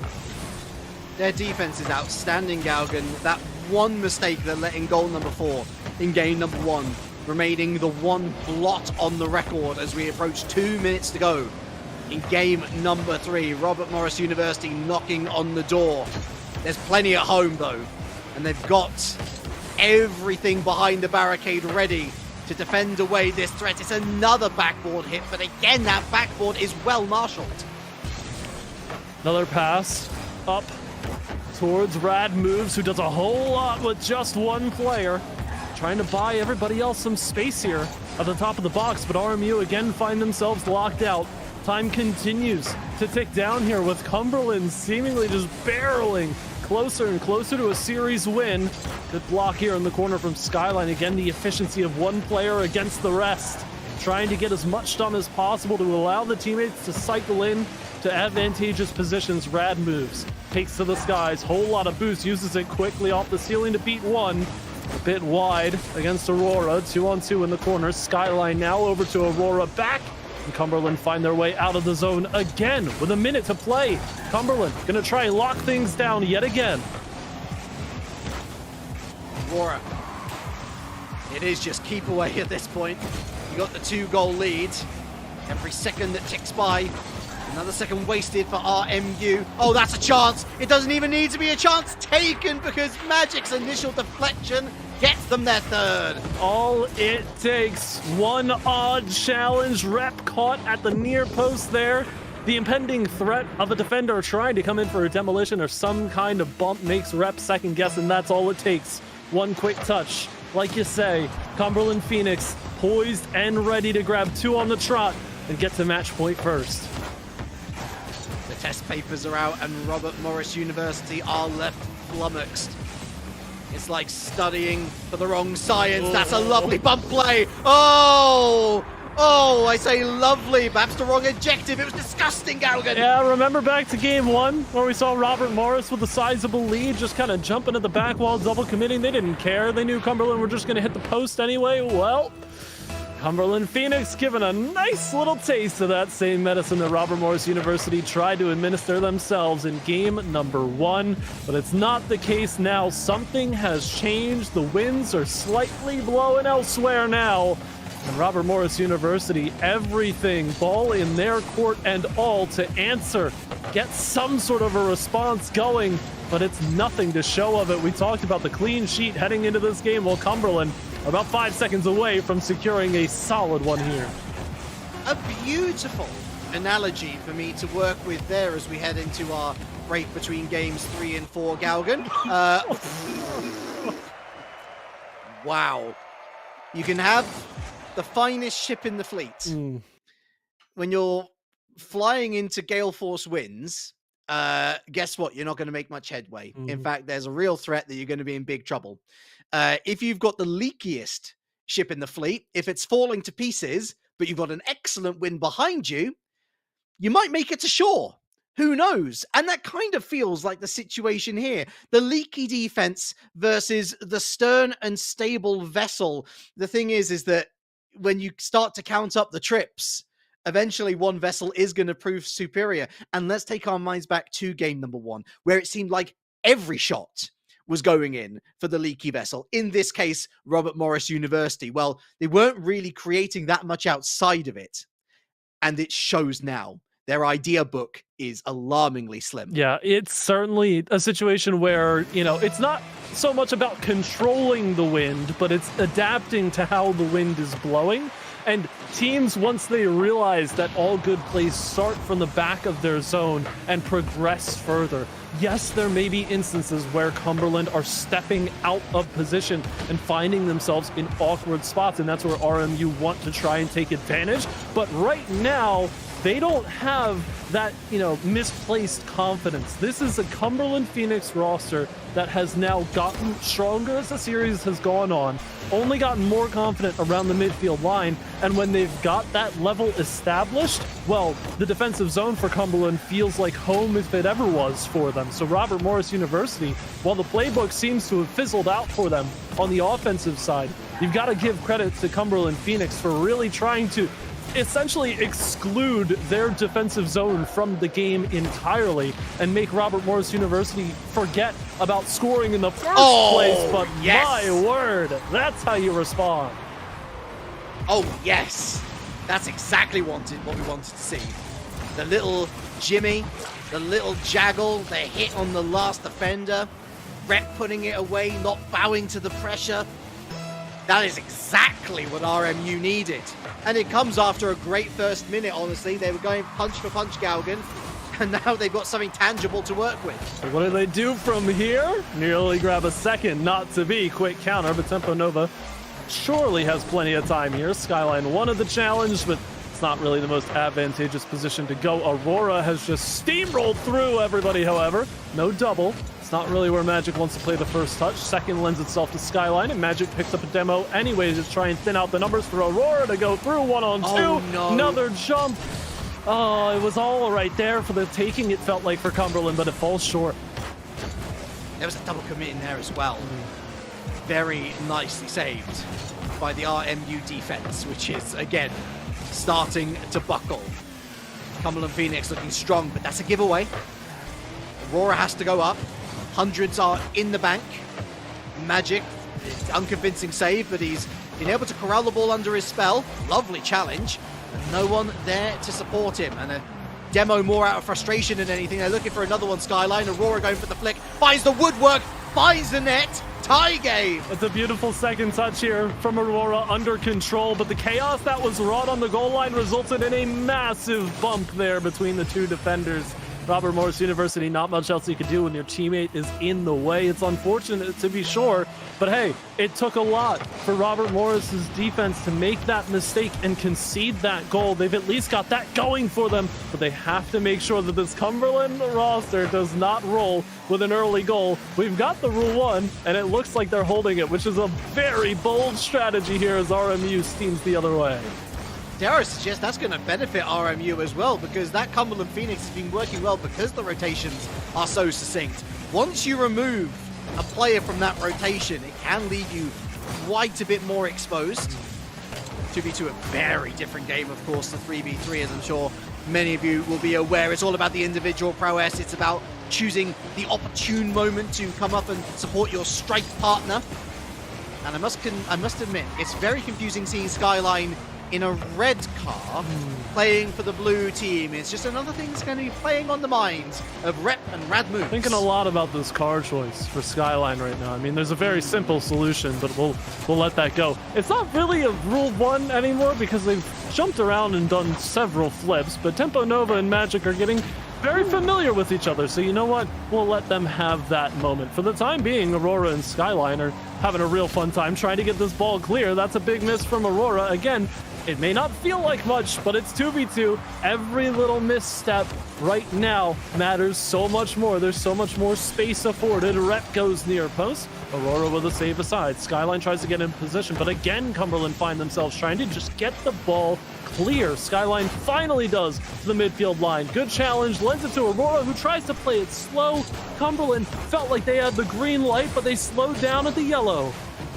RMU are getting very ahead of themselves. They have been let off the hook multiple times from a gegenpress style of attack, which does not suit this particular formation. Football, soccer, doesn't matter what your terminology is, you've got to play with the tools at your disposal. Almost goes over the top of Rad Move, doesn't. It's more Cumberland Phoenix not preying upon the prey. The prey have gotten away with it. You know what? They kind of listened, and I think they answered, to be honest, trying to bait Aurora into that challenge. Aurora had a couple of misses earlier on in that 2v2 sequence, and the one big one that matters most, Skyline's just a half step too far back, and RMU find the goal. Game 5 now on the horizon after all that, and you have to start thinking what would have been if they didn't hold that very silly Rule 1, but only 30 seconds to debate that before we head to Champions Field. Phone, there's plenty of time still to go and get that one goal. Buzzer beaters, double commit. Oh, an egregious double commit. Oh, heads in hands. Pepe not looking happy at all. 2-2. You had one job and you sent 2 workers to the location. Rep tried to do everything in their power to pull it clear, but just a bit too powerful. And we've got that tie ball game again. 23 to play. Cumberland Phoenix trying to grab 3 in a row here in a very important series for the future of this division. A lot of misses at the bottom of the box, but RMU have to search again. Oh, don't get the opportunity to say this too often. They were better. They were playing better with 2. They were playing better with 2, and 2-2 is the scoreline, and it will remain the scoreline unless we have nothing short of a miracle. Thrown downfield, hits the floor. Cumberland Phoenix have a lifeline to end this in 4. This is going to feel like a steal if Cumberland do end it in 4. Robert Morris feels like they've done almost everything in their power to secure Game 5. A back pass, no! Oh, it goes on the far side! But who else other than Magic to deliver another dagger? The goal scorer of the series here for the Cumberland Phoenix. Robert Morris University grab 1, but that's all they get. A very quick overtime to end the series. It's not often you'll have me on here criticizing the players too much, given that, of course, we're not working with RLCS players. I mean, it might be RLCS players in the making, perhaps, but not usually on this day. How to throw away a lead in a series 101 there from RMU, unfortunately. Of course, the big talking point is going to be the double commit. But I think that just tells me that it's a team that wasn't prepared to fight tooth and nails for the lead. There was desperation, clearly a lack of comms, otherwise that one mistake wouldn't happen. That one mistake leads to overtime. And because that overtime has been earned by Cumberland Phoenix, they still have to score the goal, Gauguin, of course. They still have to be alert and aware to pounce upon that mistake. They're the ones with the momentum going into a crucial mini period, if you will. They don't want to go to Game 5. They know that that's just asking for trouble. And fair play to them. They do what was needed of them. Certainly. What stuck out to me as well is you could tell that the Robert Morris University players were mechanically skilled. Like they had that in their back pocket. But you pointed out mid-series, and I agreed with you, where as soon as that avenue was taken away, it felt like there weren't any other plays drawn up for Robert Morris to take advantage of on the offensive side of the ball. When you lose that effect on your opponents, they gain a lot of confidence, and you in turn lose that same amount. So I think after displaying that shock and awe in Game 1 for Robert Morris University, when it started to, wither away quite a bit as the series went on, Cumberland Phoenix took that and just completely ran with it. 100%. Well, we've got 2 more series coming up for you today. Should all the stars align, I'm going to assume that Assumption are going up against Utica University. I guess we're going to find out together, aren't we? That is on the docket for us next year for the 9 p.m. match. So get up, stretch your legs, make sure to hydrate, be back here in, about 15, 20 minutes or so when more NECC Rocket League action is on its way.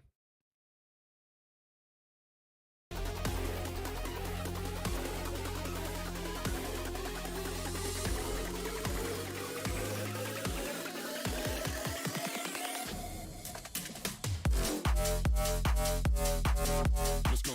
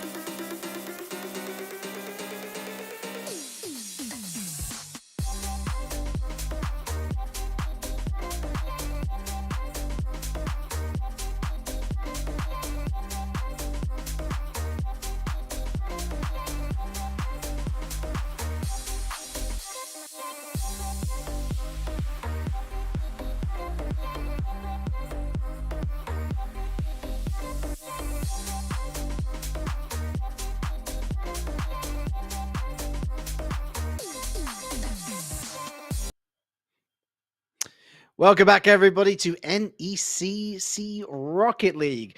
Well, when they say that you make an assumption, you make a mistake, because you shouldn't make an assumption. But we've got Assumption University Blue. They're going to be heading up against Utica University. We're going towards the Challengers division now. It's the Great Lakes A Conference. Galgan, let's break it down. Where do these two teams sit in the grand scheme of things? Well, if you play it by the facts, they both sit at 1 win and 3 loss. But if you start to make some assumptions, it's probably going to play be this game. Yeah, we could go all day with that one. It's probably going to be a very close series. You would have to think both of these teams have done a bit of work to grab some games in the series that they have played, but for the most part, it's been a slower start to the season. This is a perfect turnaround, though. Find some competition close to your level here in Great Lakes A Challengers division of the NECC. Get it done here and now. No better week, no better time than the present. Both teams sit on 1 and 3. Let's take a look at the squads that will attempt to very much change that particular story. The Assumption Greyhounds, then, their blue team, Schmeez, Avery 8, and Ty Reed. They sit on 5-game wins, 10 game losses, although that is not as many game losses as their opponents in Utica University. They've actually got 1 more game win over their opponents, but the one big differential between the two of them is actually a forfeit. So one of Utica University's losses was a forfeit up against OTSU Esports. Varsity Swift 76, Claymore, and Soda will be hoping that that forfeit will very much be a thing of the past, and that moving on into next week's action, they can look further up the table rather than looking back at the other teams below them. And what a trio of names right there. We've got the hottest thing in American football,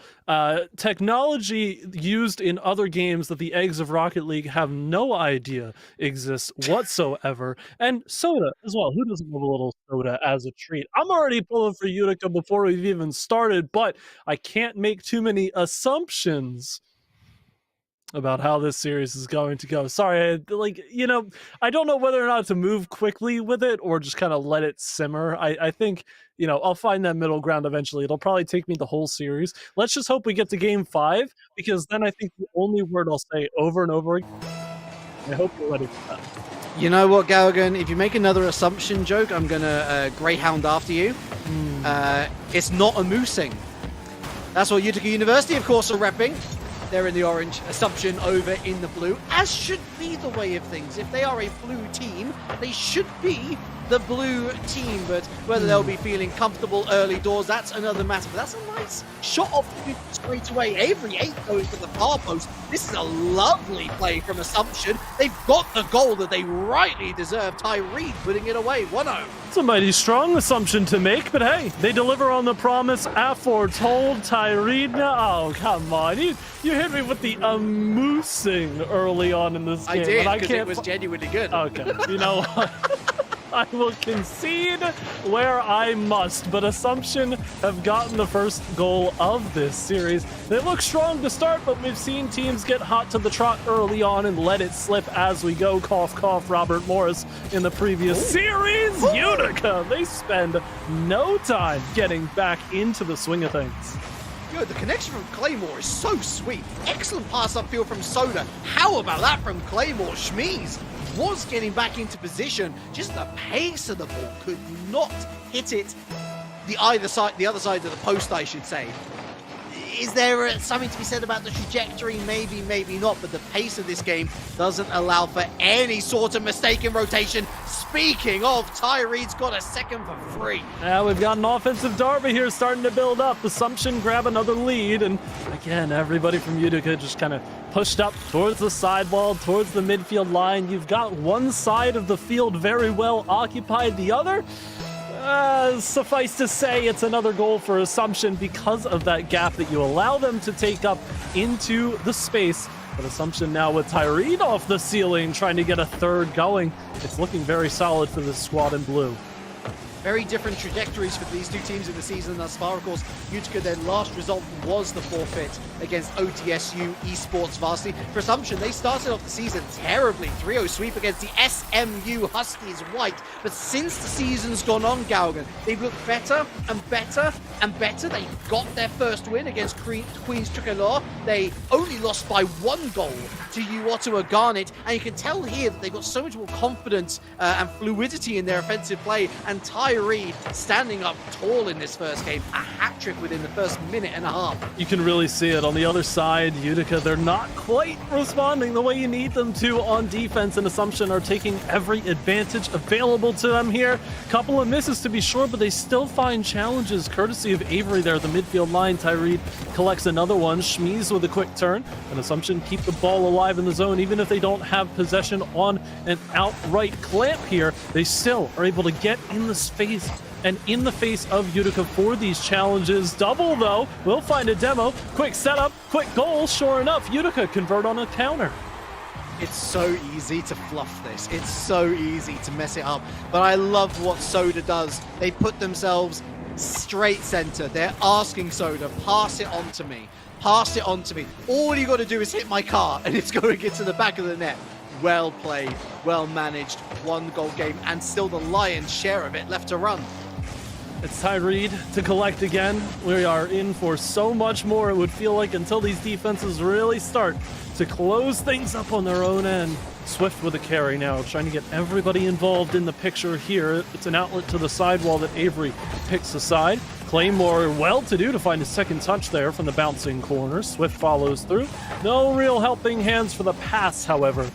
Utica forced back into their own zone once more. Claymore with a challenge from the corner. Nobody's really up to challenge immediately, so Tyree has time for a second touch. But Assumption aren't too hard pressed to try and get deep into the zone right now. A couple of misses, but they're still able to stay relevant. Again, Assumption just recycle the ball here, even without pushing the ball on offense as often as they could. They still are able to get these challenges. Assumption well spread out, and so any sort of counter-attack is well dispelled, although Utica have fought well to find their way further up the pitch than they have done in the last minute or so, but that ball's going to quickly hit the backboard. Surprised there was no third player available to get the shot off. Eventually it comes, but day late and $1 short with not a lot of power behind it either. It's Soda off the sidewall. Things have really slowed down here in comparison for the first 5 that we saw early on. That one lingers a bit too long. Schmies takes the side, but still the door is open for Utica, and the goal lead is only 1 for Assumption. You've got to be careful. Couple of misses here. Swift wanted to turn, but saw it too little, too late. Claymore sends right back to that far post, but Schmies has enough time to take it aside. And you really want to see Assumption try and keep possession within their own hands right now, but it's not going to work. Soda picks it away, top corner, and we're all tied.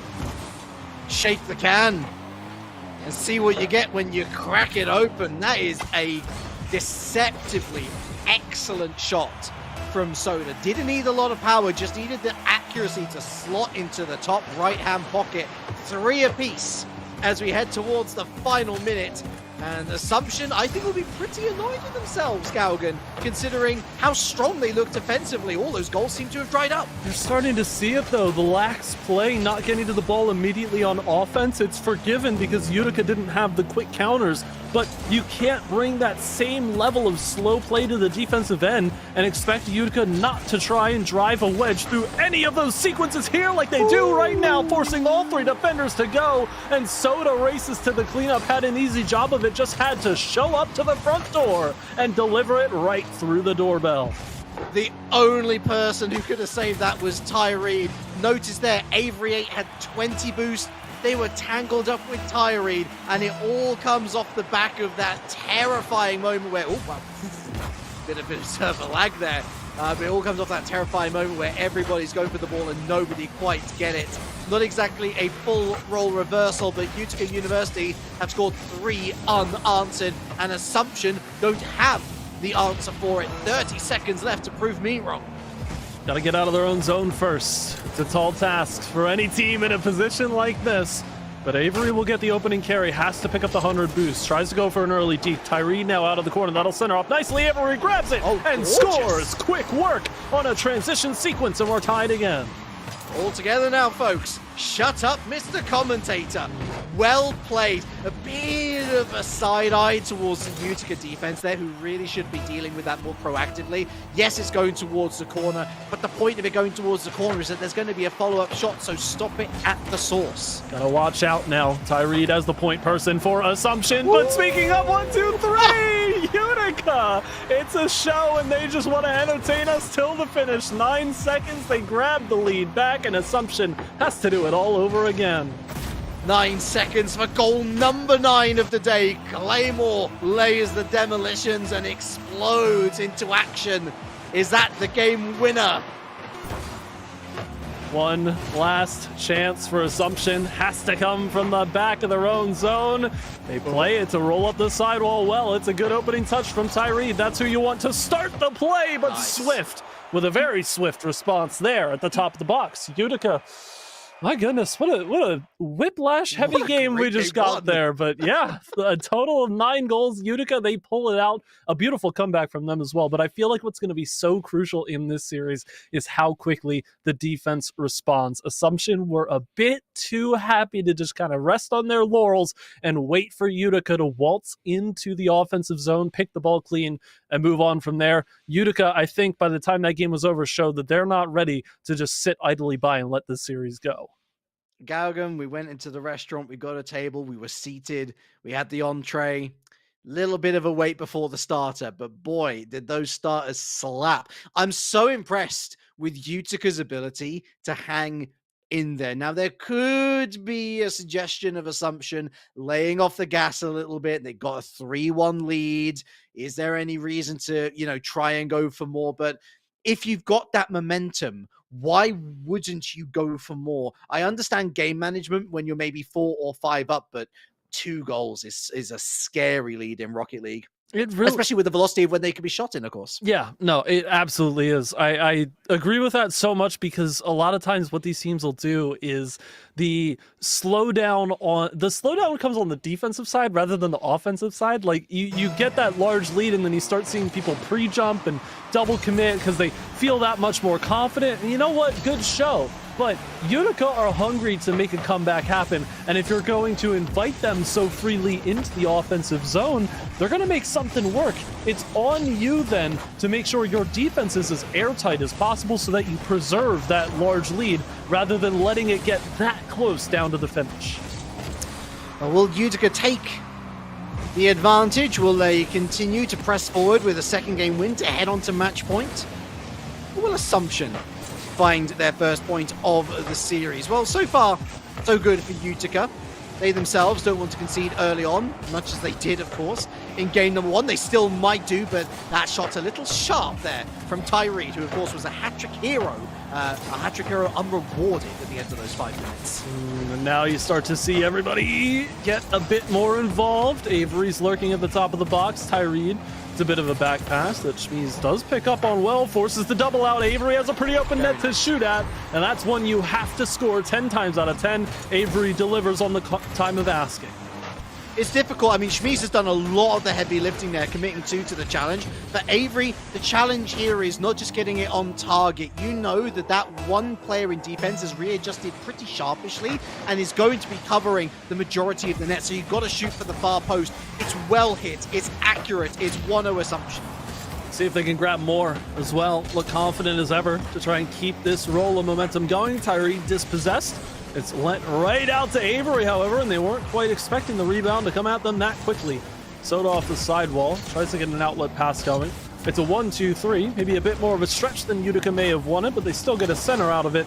Only problem is it's not quite the efficient offensive play they need right now to jump start the counter and get that equalizer. Schmies, meanwhile, on the other end, just kind of wasting some time away, trying to take some more possession into the hands of the Assumption players. That's one big miss. Tyree demoed, but got the ball clear in time. It's a nail biter, but it still keeps it clean for now. Claymore centered, no drive to the bottom corner there in time.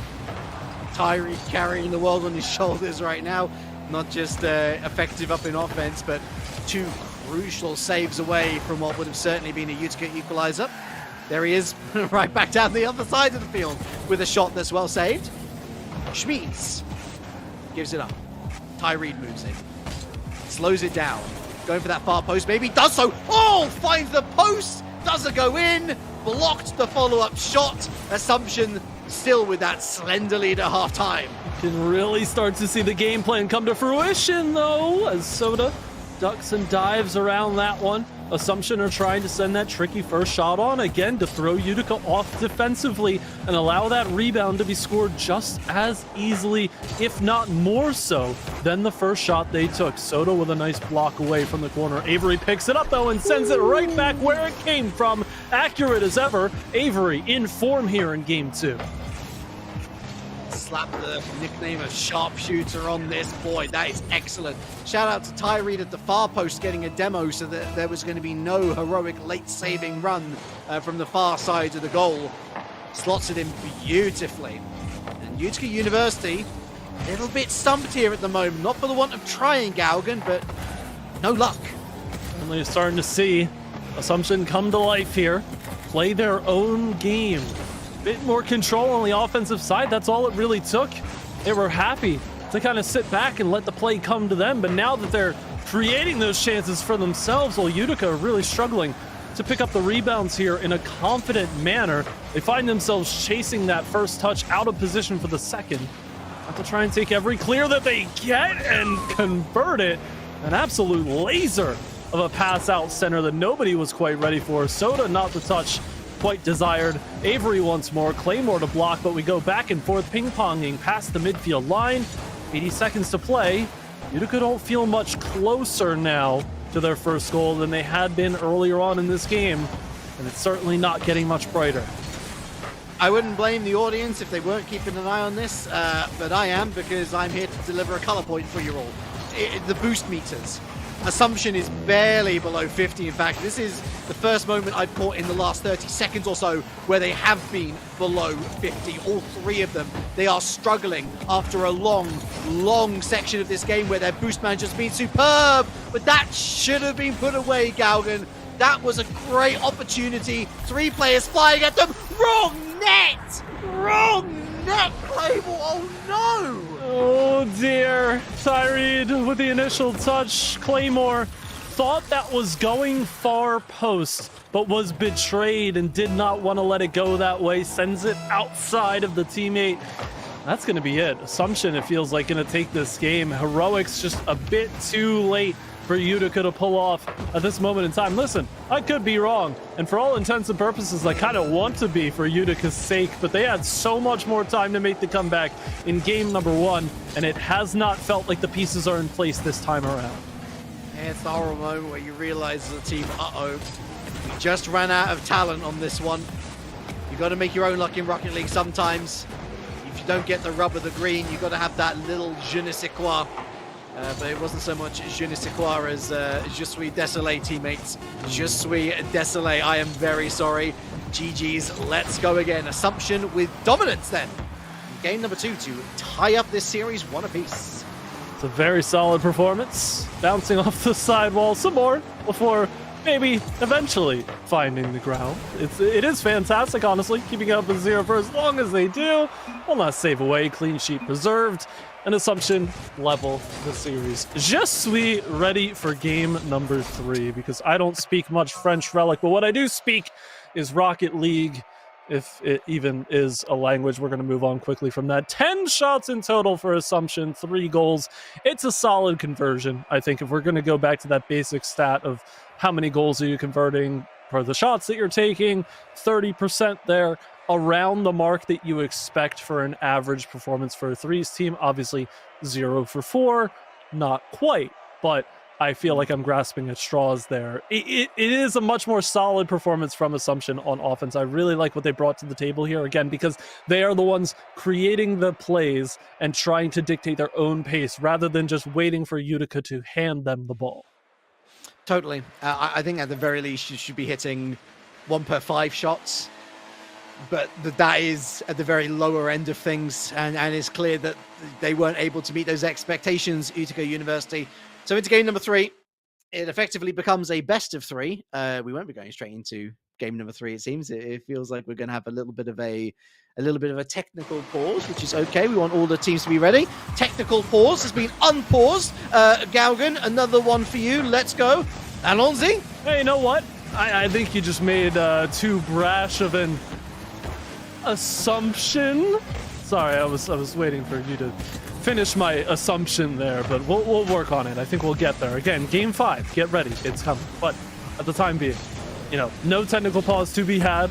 Only assumption to be winning the series, not in their current state, of course. I'm getting ahead of myself. I'm leaking a little bit of the script. But hey, if Utica was the team to break it, try and scribble out all of the ink that I've written in perfect Comic Sans, I'd be very happy, quite honestly.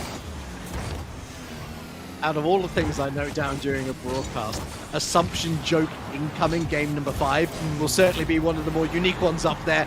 Unique goal, by the way. Scrumptious in terms of the application of the finish and the placement here for Claymore, who picked up the demo to really just give himself the freedom to put this one away. But how about the pass infield from Swift? Follows that ball all around the world almost, keeps it nice and tightly knit to the backboard. There's not much that the Assumption defense can do really from that position unless they were on the backboard at the time of the pass incoming, or indeed if they were on the line. Neither of which was true.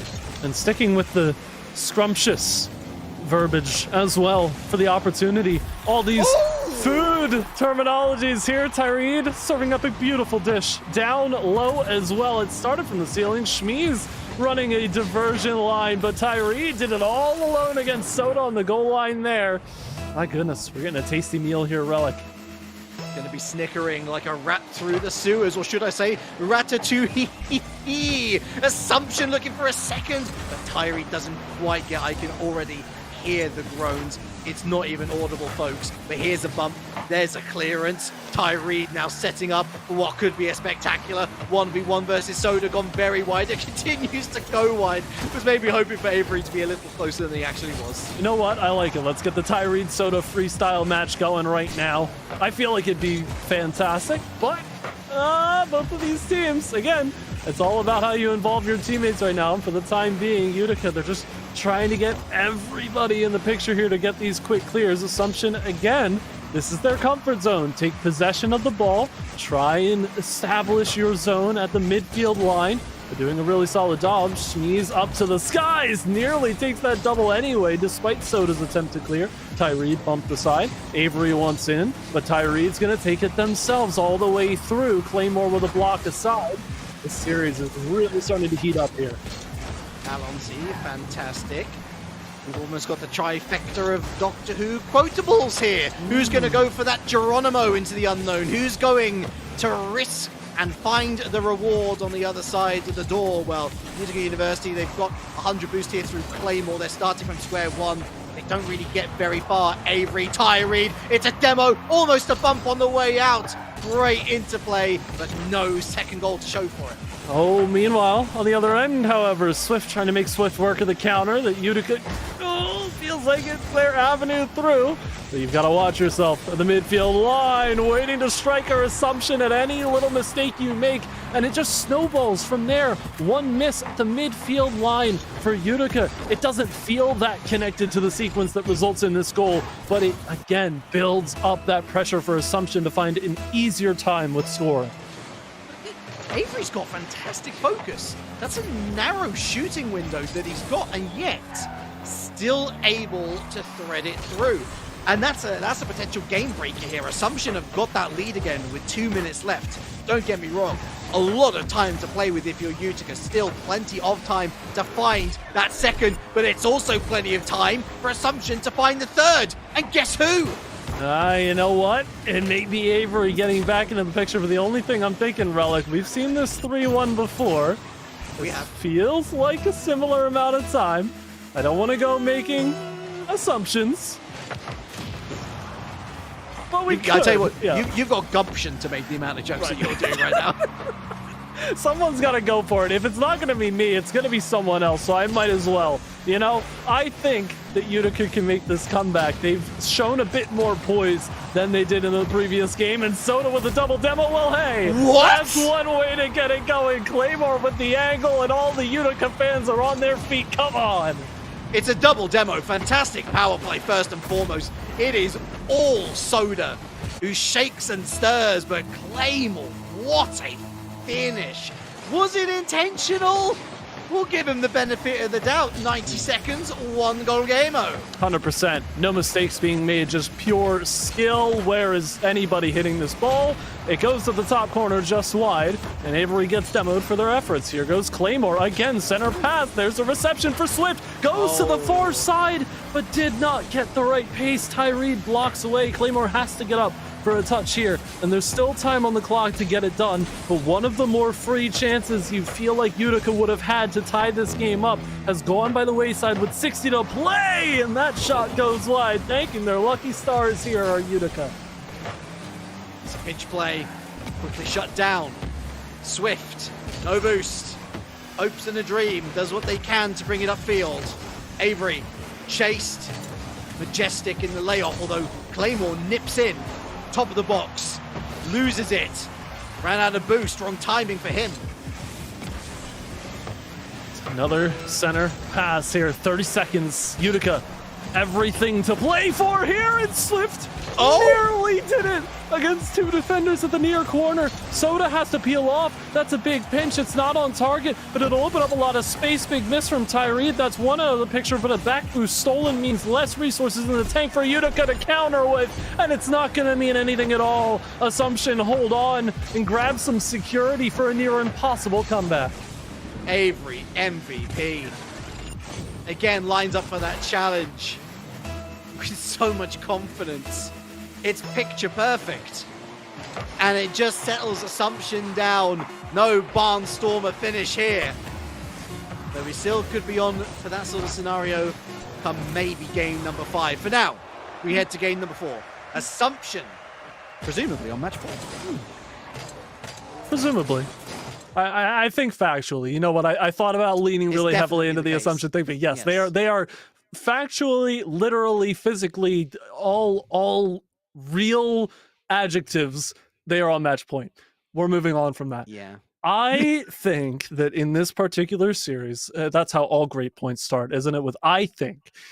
Yes. What bothers me a little bit here with Utica is this has felt like it has had to be 3 comebacks for them, and they've only been successful 1 time around. But even that first game that they won, they had to spur the comeback. Now, granted, Assumption could have done it themselves as well. There was some exchange towards the end of game number 1, but for the most part, it's been Assumption grabbing the lead. Hey, Utica, here is the comeback on a slightly less than silver platter. It's yours for the taking. And they say, no, thank you. I'm too full. I don't want it. And you know, I feel like that's where the disconnect is, where as soon as Utica get a 2 or 3 goal lead early on in the game, we see a much different series. Yeah, hear me out, Gargan. What Utica University need to do, right? Hear me out. Okay. They need to take the lead first. Yes. What should they do after that? So Utica score 1 goal. What do you think they should do right after that? Keep the lead. Okay. What if Assumption score a goal and it's 1-1? They shouldn't.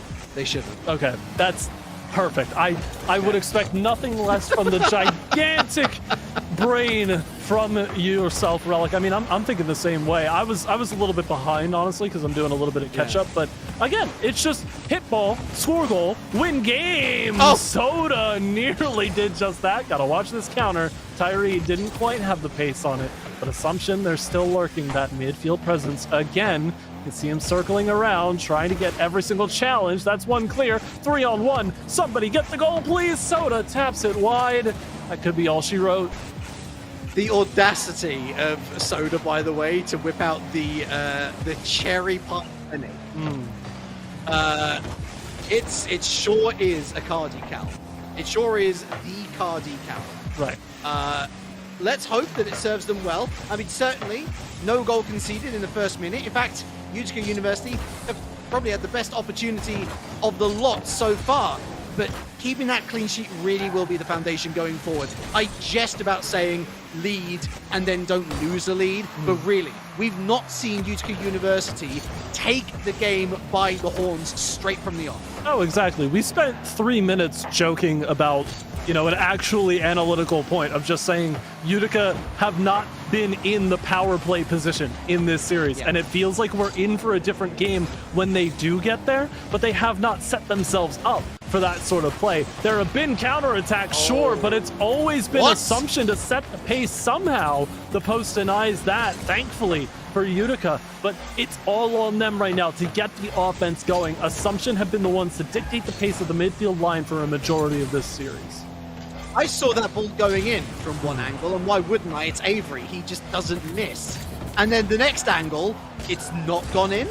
Excusez-moi. Oh, some more French. Goodness me. It's a bit of a bilingual stream for y'all today. A bit of Texan in there as well. Halftime comes and goes. Still 0-0. I'm sure, again, Utica will be quite happy with that, but we can see Assumption changing up on the fly, moving into a more demo-heavy meta to try and break up the midfield presence that Utica is establishing pretty well so far. The thing is, though, there's all right, big save away. We can breathe for just a moment longer here for Utica, but the thing is, I'm seeing a change with them as well, and hey, it benefits them here. I was gonna say the lead attacker for Utica is doing a lot, sometimes a bit too much, but this is the perfect bit of an entrance into an offensive zone there. The pass from Swift on the second touch does enough to get past 2 players from Assumption and sets up a goal-scoring chance perfectly. Assumption weren't ready on defense, but that's because Utica were proactive enough. And in that 2v1, I'm sorry, but as the last defender, you've got to show a little bit more composure, because the moment that you fly in, that's the moment where whoever's going to be passing it into the center of the pitch is thinking, perfect, I've got my choice of pass. They switch it up on a dime, but right down the other side, Claymore needed to save this effort from Avery. What about Schmees? That is a big miss hit. Another shot opportunity goes a begging. Again, Assumption, when they get that opening from a player like Avery, you've got to like their chances on the rebound. It's what they've been setting up for all series long. For that big miss from Schmees, you called it out. It's so crucial in a sequence like that. It's the one you need to deliver through. Avery sends another lob pass center, however, and Schmees nearly picks it away. Tyreed has time to get to this ball. It's not the best place to start a push, but still gets it off the sidewall, and a center pass to boot. Schmees, redemption tour just outside of a minute to go. Oh, he's been so quiet this game, Tyreed, but the one moment where we do say his name, we say it because it's part of a goal, and Schmees hits that perfectly. There was a defender in net, but a little bit slow, a little bit dead to the situation, not quite alive, were they? 60 seconds, and Assumption know that just one more goal could see them through with another W in this season. We start to ask the question, Utica University, you had the early lead. It wasn't as large as you may have wanted, but you can't have your cake or cherry pie and eat it too. Certainly looking for their just desserts, but hopefully not being served the final course here. At the end of game number 4, Avery off the ceiling. Soda takes it aside. Good block, but what do you do from here? Center pass, nobody really to help, but Swift is still awkward, giving Tyreed a bit of time to at least challenge this with Soda. Still lends out to Claymore, but 30 seconds to go. Utica trying to make some quick work here, and they sure enough have Swift give it a gift, and it goes bottom corner. Now there's the luck they've been saving up. Oh, it's horrible if your Schmees doesn't even get a follow-up hit on the ball. It just ever so slightly caresses over the top of that caboose and somehow ends up in the bottom corner. Swift is going to be thanking his whatever stars he looks up at the night to, but 15 seconds left. They've got to get it to the end now, Utica University. They cannot let this slip. Shot from Tyreed. Backboard hit, really smart from Swift, and there's Claymore upfield to throw it away. We've seen a couple of late moments, but no 0-second goals just yet. It'll have to be here or else Champions Field. Here we come. Relic. Game number 5. It was an assumption at the start of the series, but it's come to fruition. And you know what? I'll lay off it a little bit. Okay, I'm feeling benevolent right now. I love what I saw from Utica, though. I have to say, very, very consistent throughout that game. They knew exactly where they needed to be, what they needed to do. They minimized the mistakes that they were making that Assumption could take advantage of. I'm starting to like it, but again, that's the first convincing win that we get here from Utica. Who's to say that we get a second on the trot here in this final game of the series? Convincing is perhaps an adjective too far for me. I'm sure you can hear the revving outside there, ready to go. I would say it was a win. I think that you kind of hit the nail on the head earlier, actually. It's not the lead that they would have liked to have had going into the final minute and a half. We talk about 2-0 being a dangerous lead. 1-0 is asking for it. And eventually they did get it. We know how good Assumption can be on the offense. And the one moment where it does click in that game, boy, does it click well. We're in game 5 because of it. Assumption have got 2 points on the board themselves. I'm not as convinced as you. I'm ready to get on that hype train with you, but I want to see Utica University take the lead again. Otherwise, I really think this is Assumption's for the taking. Oh, I absolutely agree. It's all in the start right here, and well, Schmies has done just that for Assumption. It's taken all of 17 seconds. Everybody's stacked up in that corner, and you know that that is a defensive recipe for disaster. No matter what team you see pulling off that sort of sequence, Assumption grab the first goal. Claymore with the Rocket League equivalent of asking that girl that you've really wanted to ask out to prom, and she just says no. A completely fruitless journey through the air that ended up just making the shooting lane way more clear for Assumption than anything else. Unfortunate, and definitely not the way that they would have wanted to start this game number 5. But because that goal has come so early, it at least means that they've got lots of time to remedy the situation. But so easy through the midfield. Schmies is 2v1. Oh, you can't miss! Oh, you can't miss that! No way! That's got to be a goal. That has to be. So many mistakes happen from Utica in that small amount of time. But you can, oh, look at how rushed they are, though. You see it's still happening. The commits aren't finding the ball. They do get a nice clear out of it, and that's an awkward bouncer for Avery to handle, but it's picked clean by Schmies. Good heads-up play. Again, a defender lurking at the top of the box, trying to connect on a second touch with the clear before a defender can get the rebound. It's a very solid strategy, and Assumption employed it very well there on the exit of the zone, not allowing Utica to set up any form of shot. I don't know whether they get like a bonus score for hitting the woodwork before they actually score the goal here in game number 5. At least that's the only excuse I can find. They should be 2, maybe 3-0 up at this stage, and they're not. Utica University, a fish escaping the hook. They are all but on the dinner plate, and yet they remain in with a chance of equalizing. They remain in with a chance of turning things around, but they gotta get a hold of this midfield. The only chance they find. Getting that midfield pressure going. Again, they've had far too many misses to give themselves a fighting chance right now, but trying to remedy that. It's a nice pass up to Claymore. Try to pick this one up if you're Swift, and you do, but it's not quite the touch you want. Not a whole lot of boost to make anything else happen out of the corner. But the press is on for the time being. Soda with a quick challenge. Tyreed goes high and tries to go center. Nice read for Avery. Great way to get past the attacker lurking in the middle of the field. Swift responds, though, with the demo onto Tyreed. Second miss and a beautiful pinch from Claymore. Ball, unfortunately, is going to fall out of possession, but that's a great way to relieve the pressure there for Utica. It's brought right back by Tyreed, however, and there is no reprieve right now. The time continues to tick, and Assumption continue to find their way out of every sticky situation. Challenge win again from Claymore, looking in field, tries to go for the fake, Tyreed having none of it. And he wins the follow-up challenge. Doesn't quite win another, but secures that 100 boost midfield. Schmies. Shot. Saved. Not a convincing save. Straight back to Schmies. Throws it in field. Tyreed was hoping for the flip reset, maybe. Not going to get it. Or maybe does, actually. Or maybe they just didn't use the flip in the first place. I'm not entirely sure. What I am sure of is Utica University are right back down the other end. And Tyreed is right there with them to make the save.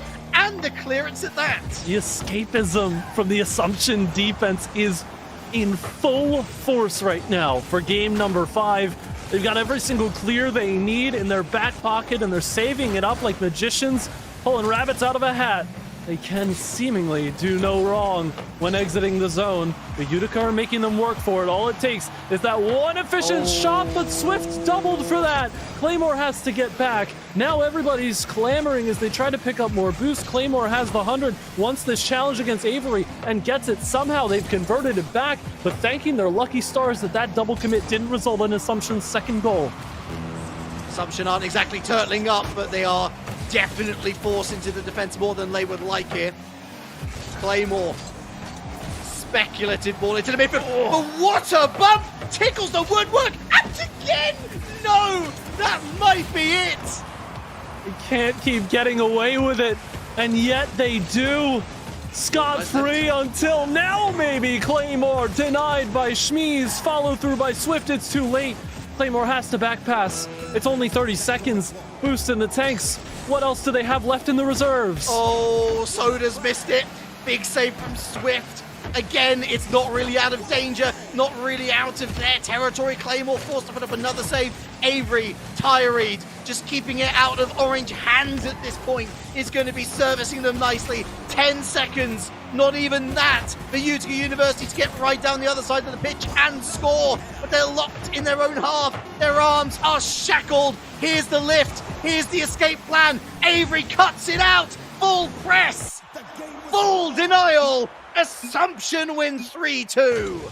And it is such a show that we get here in game number 5. It's only 1 goal scored, but it feels like both of these teams finally hitting a bit of their stride, showing us a bit of their full potential. Maybe not 100%, and that's okay. They can save that up for the rest of the season, but we knew that this was going to be a good matchup between these two teams. We knew that it was going to be crucial for either team to try and grab a win, convince themselves that they can climb the table a bit more in this division. And hats off to Utica. They finally show their fangs towards the end. They made Assumption work for it on Champions Field, but making them work for it was only half the battle. Assumption knew what they were doing, clamming up, as you said, with that 1-0 lead and just locking things down, holding the fort until they could finally declare themselves the winners of this series. And it's such a shame as well, considering the goal that was scored, the ultimate decider of this series, was actually the worst defensive showing out of that entire 5-minute period for Utica. For me, it's just cleaning up those minor mistakes. They will find more wins along the way in this season. For their opponents, they move up onto 2 and 3, if I remember correctly. Indeed, they do. And so they move further up into the midfield. Still a ways to go before they even think about touching the likes of the Huskies White or the Queens Golden Gales, as they themselves sit on 2 and 1, a positive win-loss record. Still plenty of weeks to go, though, and one more match to go, I believe, as well. Our last one for the evening. It kind of sounds like a complaint, I guess, one of these teams for one particular company, OKEA Gold. No, but really, it's OKEA Gold. They're going to be going up against GCU. I was almost thinking J.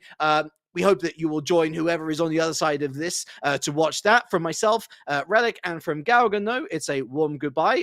NECC will return after these short breaks.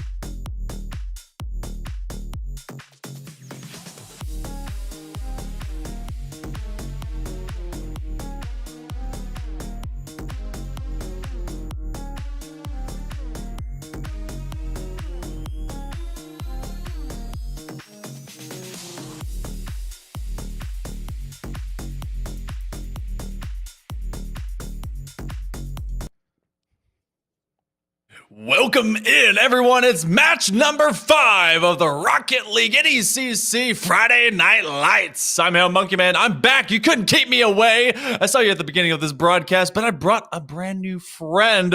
Hey, old to me, new to you. It's Orbital as he slings right back around to be able to bring us down into the final match of the evening. Orbital, it's a Friday night. We're locked inside, but have you been out there? Have you been adventuring? What have you been doing? I actually was. It was quite surprising. I was in hyperspace. I heard a distress call, and I was like, okay, I got a point. If you ever dropped out of hyperdrive, it's terrible. Don't do it. It's a very rough journey, but it's a good time. I'm excited to be here, excited to see some awesome matches. And again, just like last week, I hope to see some awesome play as well. Yeah, that's what we're going to get. You guys have been just gifted and privileged to see a bunch of Champions Division play, and that is not going to stop. We're going straight into it. It's Champions West Division this time around. We've got OKEA Gold. That's going to be the University of British Columbia, Okanagan. Ask me how it makes sense. I will not be able to tell you the answer, but they're going against GCU, that's Grand Canyon University, and it's going to be Antelopes in the Heat. But let's check out what rosters we got coming around the bend to start things off. OKEA, that's going to be the Heat coming at you, as it's going to be Fisher, oh my goodness, Kachuk, Omni, and Vance. I pray that's the right way to say this one, Orbital. I get caught up so hard on these names.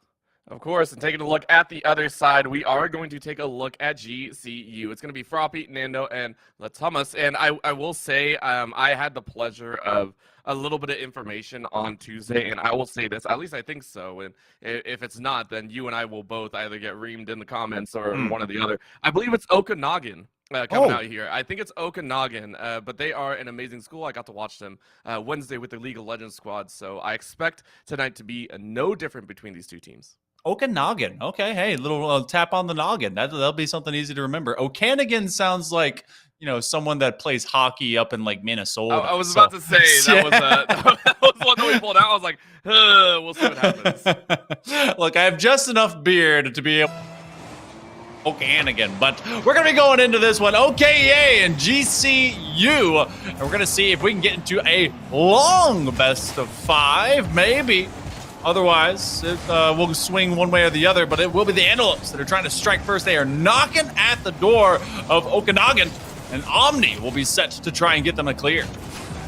And once again, I mean, you're asking for 5, and I think just the last series also went to 5, right? And with the distance, had a blast doing it as well. So, and teams are ramping up, especially this being like the second or third to last week here of regular season play.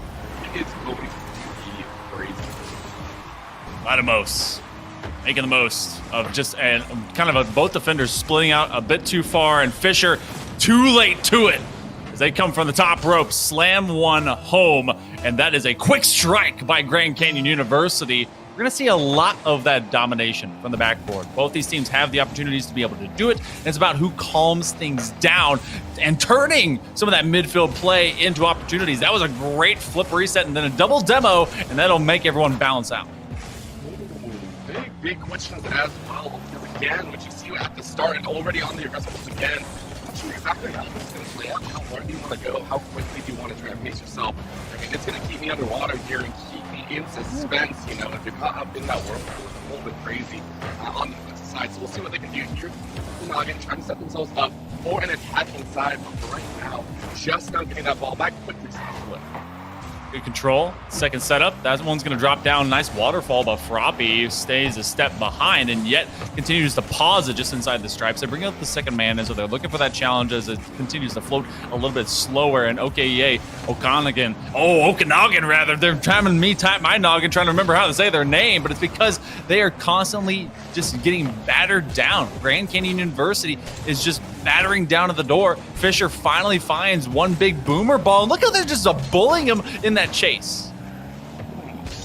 So good. And honestly, fights back and forth. Very entertaining. Okanagan, though, the very aggressive attempt at stealing that one away, setting a defender out, is a great way to get yourself stuck without a goalie. So got to be very careful, and that's exactly what happened. GCU take advantage of an attempt at a long pass, and that's going to be a second for GCU.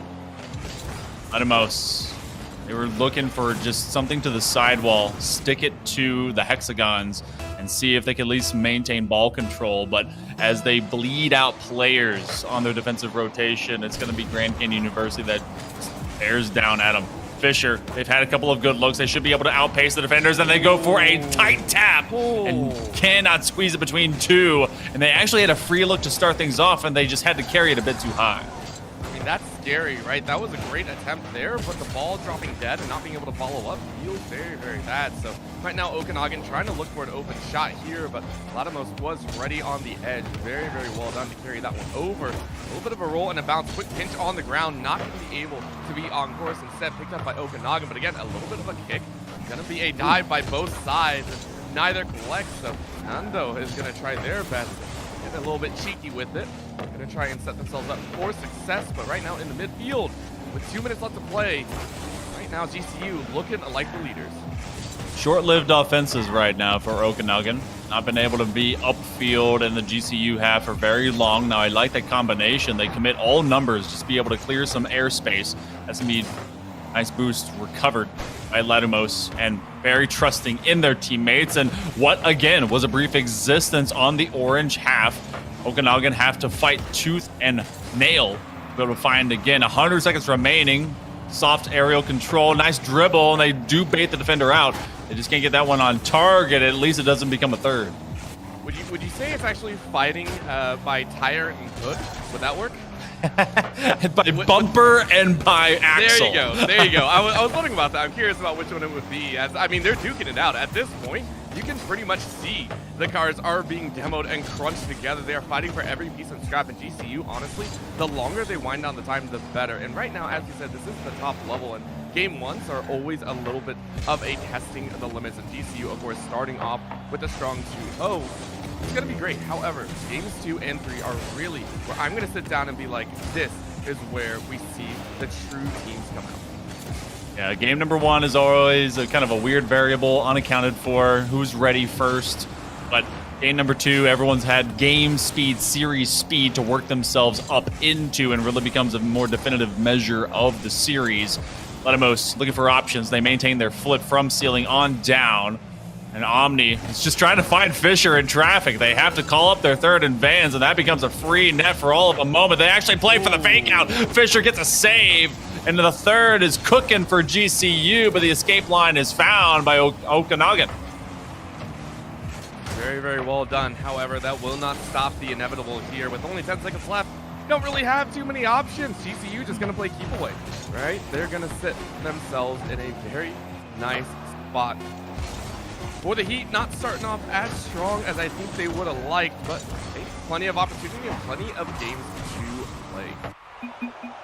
That's going to go be Grand Canyon University. Game number 1. They started with pressure and, just kept going, just kept cooking, kept being able to kind of push all of Okanagan with their backs to the wall. Also, I got to say it, for GCU, Froppy, that we get to see some great fun facts, or I guess it's now just been called interesting facts.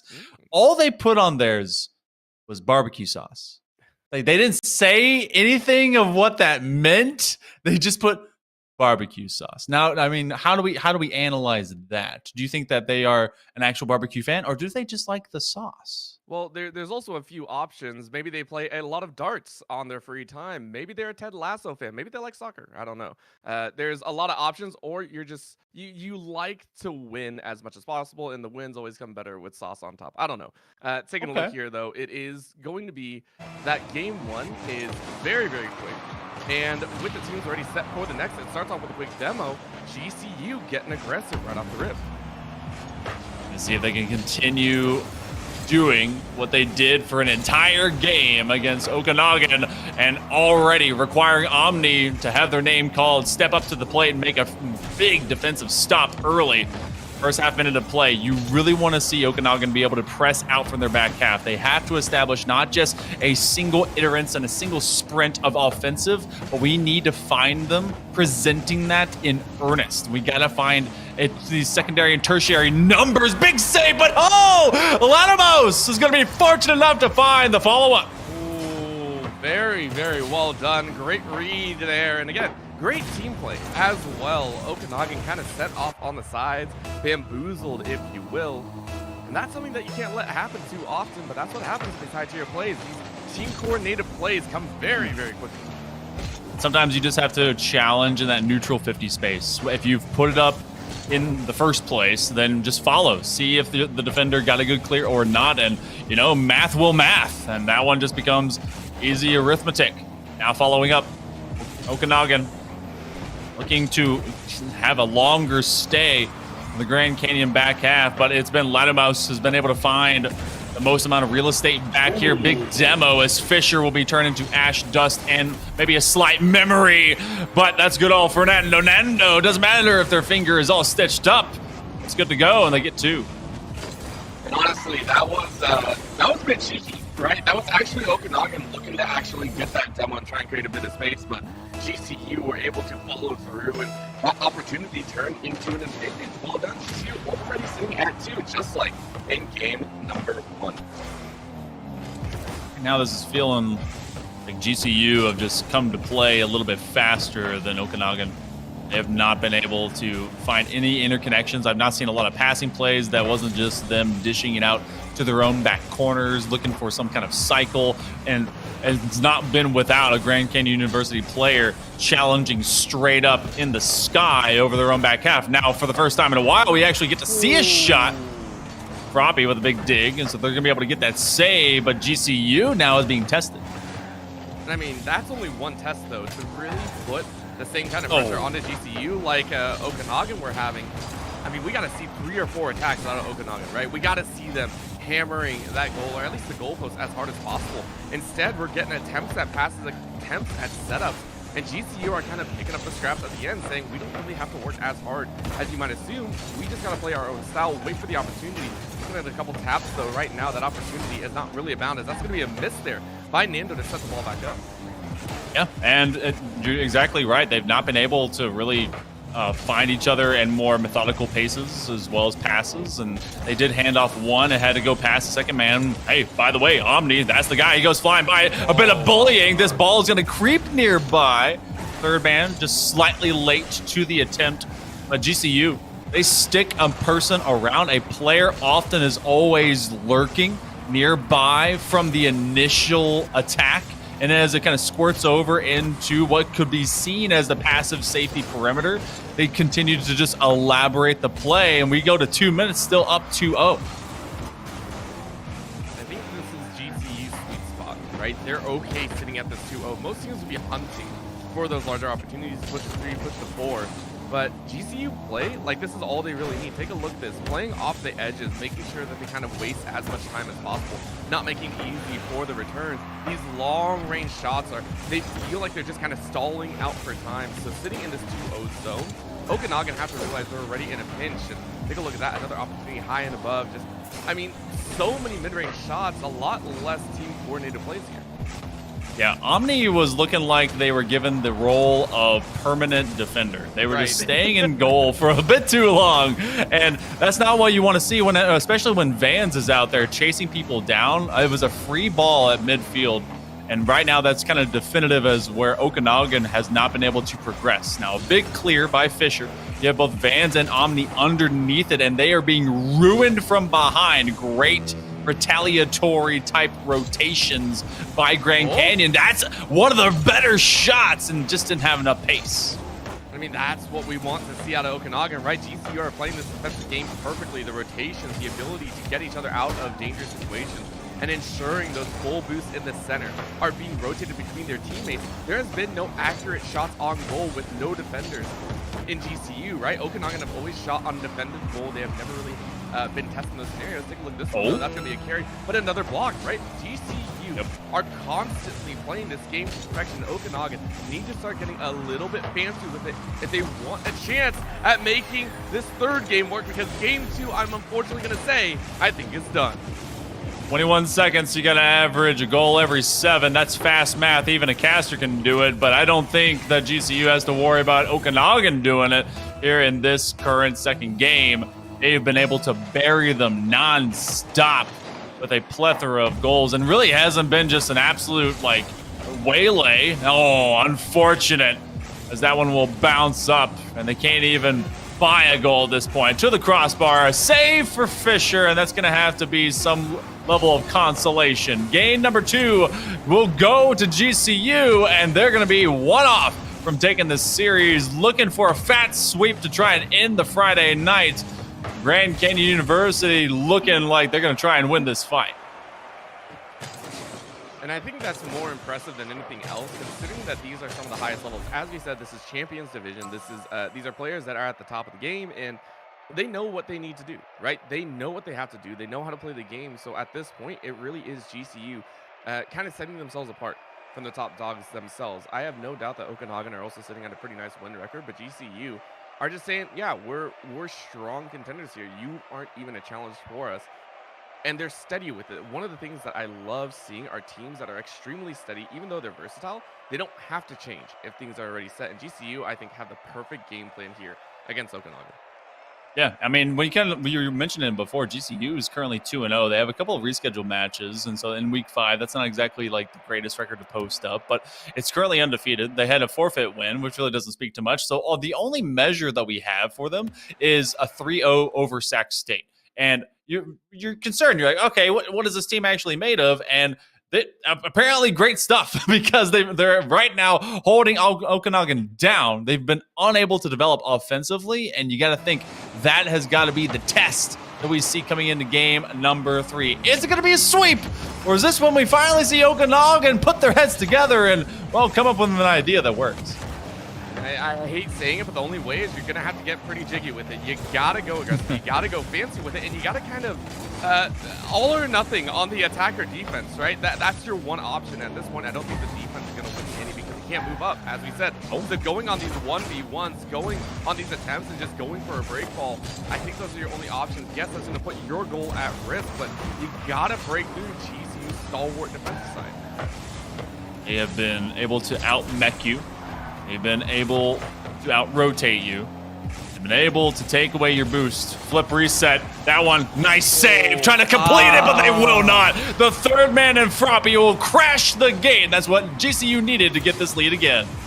This dead ball here felt so bad, right? You can see it, just that touch, just that glance. If they had actually ramped up in that back corner like I think they originally planned to, instead of boosting off the wall, that would have been a block. That would have punted it out. But, I mean, GCU, well done on the finish. Oh! Fonz, okay. I like it! All right, dead ball, open it up. They neutralized it, send the second man, and you didn't have a second man attacker from GCU. So for the first time in 3 games since the tie of the starting whistle at 0-0, we're right back to even Stevens at 1 apiece. Okanagan not dead yet, but GCU is trying to kick him. I mean, they do so well. Take a look at this, right? It was an attempt at setup. You were trying to clear it out, and they prepped it almost perfectly. Actually, that was Nando. I do lie. And Nando was able to get behind it, redirect, and prop it up for their teammates. Answering back against a quick goal from OKEA feels very, very bad. And now OKEA are going to try for their own side of a quick kick. But again, grab by GCU, carrying it up in the air. Going to be blocked, but it's enough. That balance that OKEA were holding is now pretty much gone. You don't get the pleasantry of a kickoff every single time that you want to be able to make some offense happen. So that's going to be Okanagan that has to find their offense again, but this time with much more standardized rotations. Froppy to the sidewall as you have one of their teammates trying to escape and immediately having the confidence and the vitriol to look for a redirect.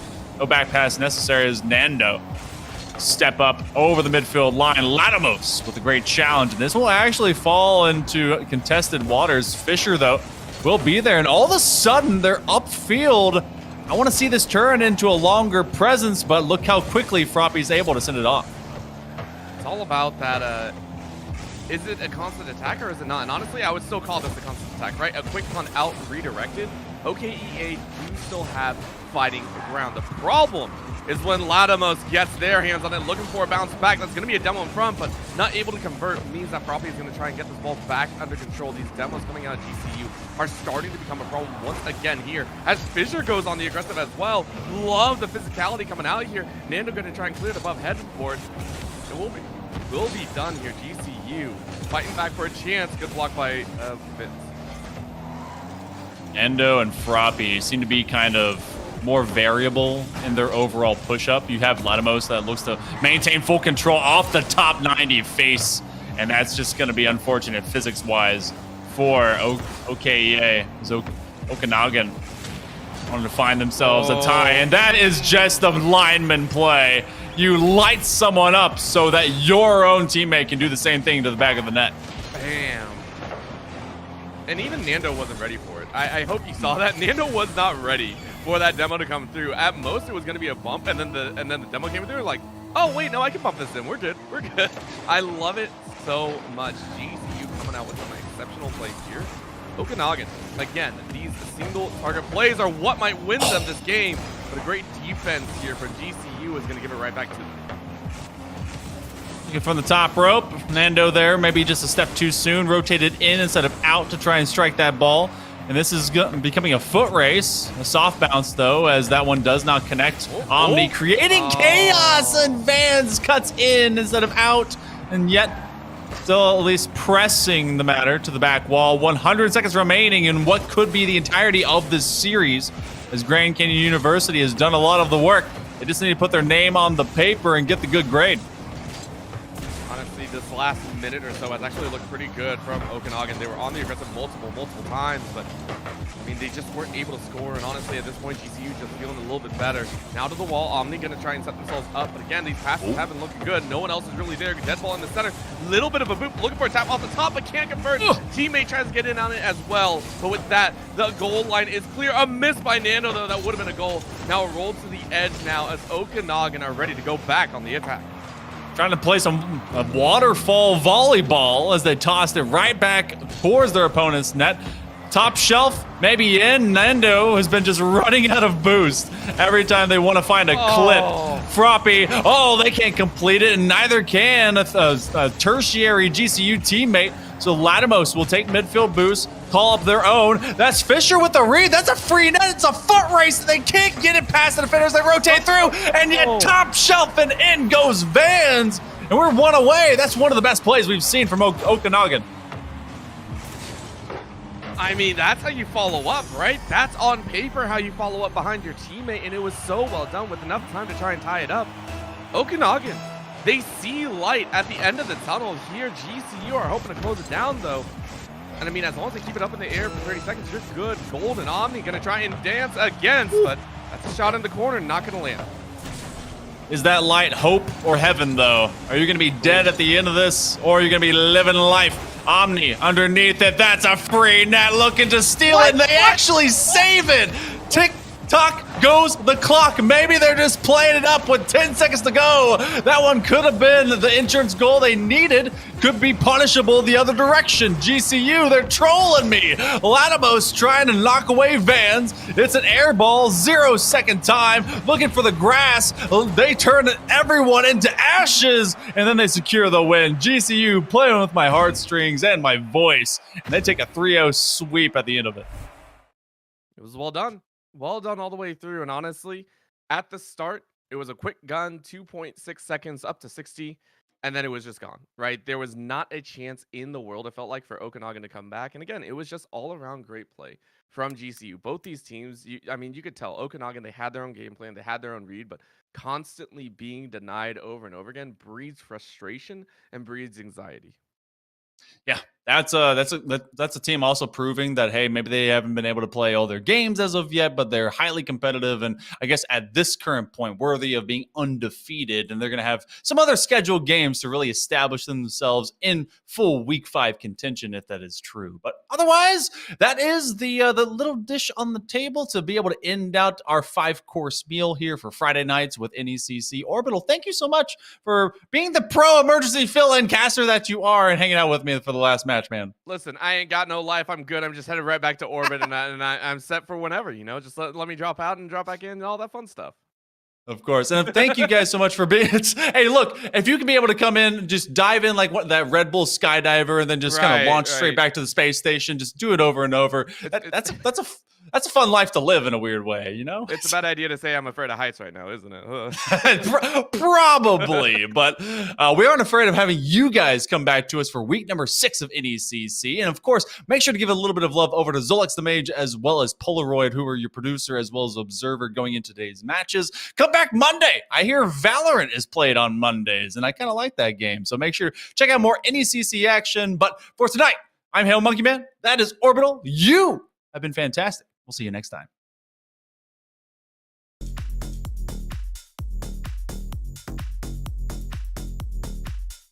Yay!